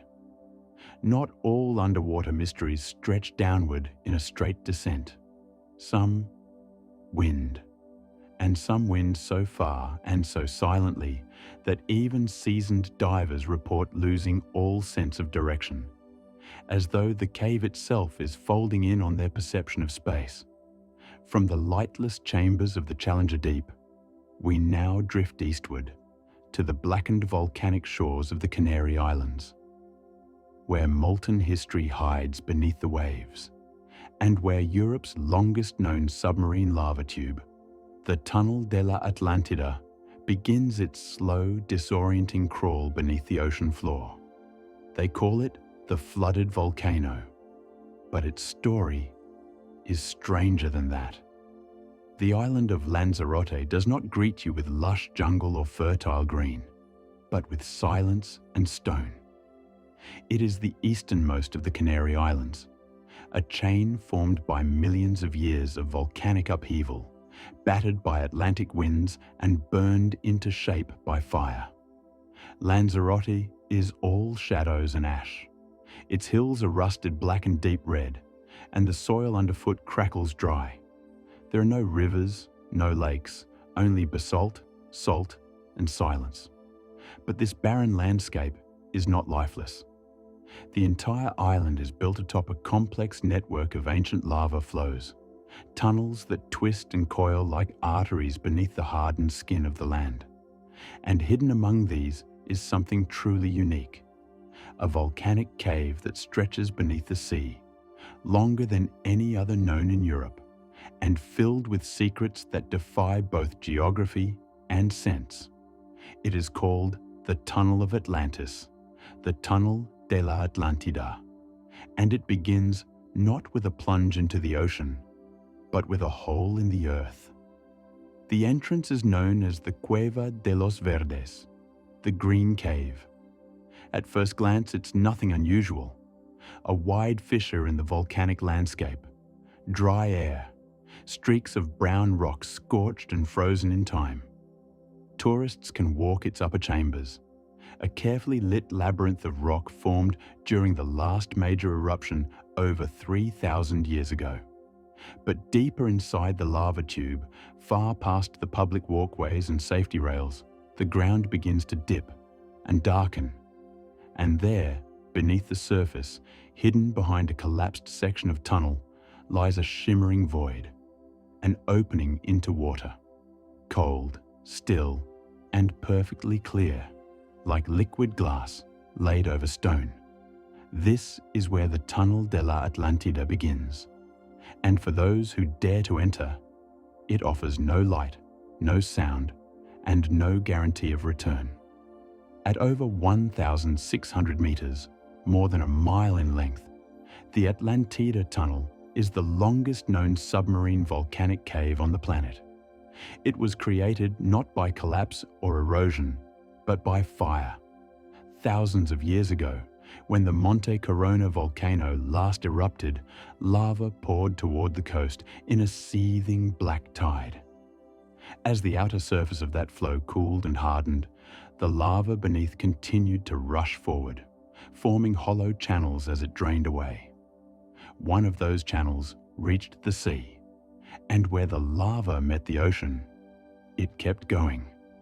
The result is a submerged tunnel unlike anything else in Europe, a hidden artery of stone that extends from land to sea, dipping beneath the Atlantic shelf before ending in silence deep below.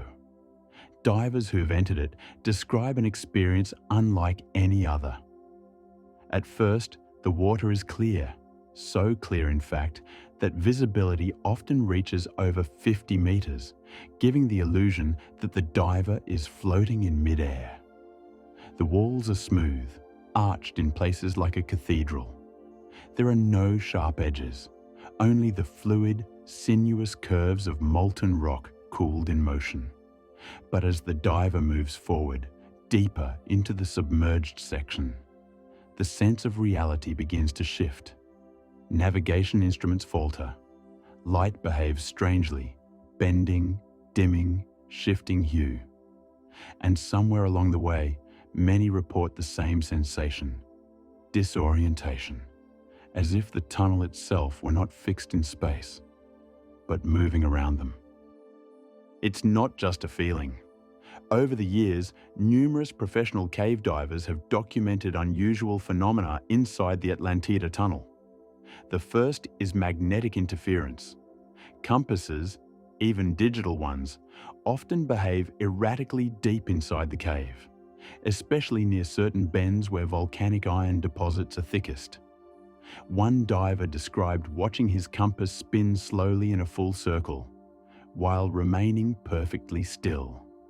Another noted that electronic depth gauges occasionally gave inconsistent readings, fluctuating wildly, even when the diver was motionless. Then there are the reports of auditory anomalies. Some divers claim to hear faint sounds underwater, clicks, hums, and low throbs, despite the absence of machinery, wildlife, or current. Others have reported a strange internal pressure, not from depth alone, but as if the walls of the cave were humming against their skull. And perhaps most chilling of all are the spatial distortions. Several explorers describe moments of confusion where they lost all sense of direction, up and down, forward and back, as if the cave's layout no longer matched their memory. One team, mapping a side chamber, swam for nearly 30 minutes in what should have been a simple loop, only to emerge back at the entrance they had first passed, from the wrong side. None of these anomalies have been formally explained. Geologists suggest the magnetic interference may be due to the cave's high concentrations of magnetite, a mineral common in volcanic basalt. As for the auditory and spatial effects, some point to the cave's geometry, narrow, echo-prone chambers that may distort sound and light in unexpected ways. But many divers aren't convinced. The Atlantida Tunnel is not just a geological feature. It is a presence. There's a sense, they say, that something in the cave watches, that it listens, that it reacts. Even the creatures here are unusual. In the central chamber of the submerged tunnel lives a species found nowhere else on Earth, Munidopsis polymorpha, the blind albino squat lobster. Translucent, ghostly pale, and entirely without eyes, this tiny crustacean thrives in the absolute darkness of the flooded lava tube. It's not just rare, it's isolated. Genetic studies suggest the species has been evolving independently within the tunnel for thousands of years, a relic of an ancient ecosystem trapped by rock and sea. And it is not alone. Scientists have discovered several other endemic microspecies living within the tunnel's waters, including bacteria adapted to extreme pressure, zero light, and unusual chemical balances. But here's where it gets stranger. In certain regions of the Atlantida Tunnel, temperature readings are inconsistent with surrounding waters. Small geothermal vents, undetectable from above, appear to seep heat into the cave from deep below. These vents are not large enough to trigger volcanic concern, but they are warm and steady, and they raise a question that echoes from oceanographers to astrobiologists. Could the Atlantida Tunnel be home to a self-contained ecosystem, one powered not by sunlight, but by heat? If that's true, then the Tunnel de la Atlantida may be more than just a cave. It may be a laboratory, a living fossil of early Earth conditions where life survives not because of the surface world, but despite it. Some scientists draw comparisons to hydrothermal vent ecosystems found thousands of meters deep in the ocean, environments where life clusters around warmth and chemical output, not photosynthesis. In those places, bacteria feed on sulfur compounds, giving rise to entire food chains in the dark. Could a similar process be unfolding beneath Lanzarote? Some think it's likely. Others wonder if it already has. Because in 2019, researchers documented the presence of extremophile microbes deep within the tunnel, organisms capable of metabolizing inorganic compounds to produce energy. These microbes were not brought in by sea currents. They evolved there. And their presence opens the door to profound implications, not just for biology, but for planetary science. Because if life can survive in such conditions here, what else might be possible? Europa, Enceladus, Titan, the icy moons of the outer solar system, all thought to contain subsurface oceans warmed by tidal forces and geothermal heat.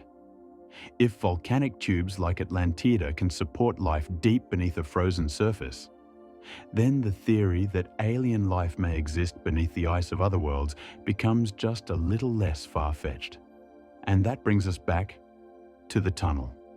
Because for all its biological promise, it is still a place of deep unease, a place where light fails, where compasses lie, and where the sense of being watched never quite leaves you. Even the entrance, the Green Cave, has its legends. Centuries ago, local islanders believed it to be cursed. It was said that those who entered the cave during certain times of the year, especially near the solstice, would vanish. Not all were taken, the stories said, but those who returned were never quite the same. They spoke of mirrored passageways, voices without source, of descending stairs that turned to water and water that turned to stone. Modern accounts may dismiss these tales as folklore, but seasoned divers, the ones who've gone furthest into the tunnel, past the mapped regions and into the unmapped black, often echo the same phrases. It felt like the cave was alive. Even with modern technology, exploration of the Angelita tunnel is limited. Its narrow sections make remote-operated vehicles difficult to maneuver. Its low ceilings and lack of surface brakes make it extremely dangerous for untrained divers. And worst of all, its layout remains only partially mapped. Every year, new measurements are taken, new alcoves discovered, new side tunnels identified, and yet the cave is still expanding in the minds of those who chart it. One veteran diver once remarked, "It's as if the more you try to measure it, the longer it gets." A figure of speech perhaps, or perhaps not. Not all caves are born of water. Some are born of fire, and some, like the Tunnel della Atlantida, are born of both. It is a place forged by lava, cooled by sea, and filled with a silence that does not comfort. A silence that listens. Within its walls are living fossils, chemical mysteries, and perhaps the blueprint of alien ecosystems. And yet, none of this quite explains the feeling. That subtle, unmistakable feeling. That something in the dark is watching. Some say it's the pressure. Some say it's the isolation. And some, those who have entered and emerged changed, say it's the tunnel itself. Because deep beneath Lanzarote's volcanic skin, there is a cave that breathes, a cave that moves without moving, a cave that remembers, and the deeper you go, the more certain you become that you are not alone. The world beneath the surface is darker than we imagined, and far more mysterious. Through submerged tunnels and sunken passageways, we've glimpsed a hidden earth, a place where time stands still and questions echo louder than answers. Some of these caves may one day give up their secrets. Others may remain silent forever. But one thing is certain: the deeper we search, the stranger it gets. If you found yourself drawn into the depths with us, don't forget to subscribe and explore our other journeys into the unknown. Because in every shadow, in every flooded corridor, there are still stories waiting to be told. Thanks for watching, and as always, until next time, stay safe.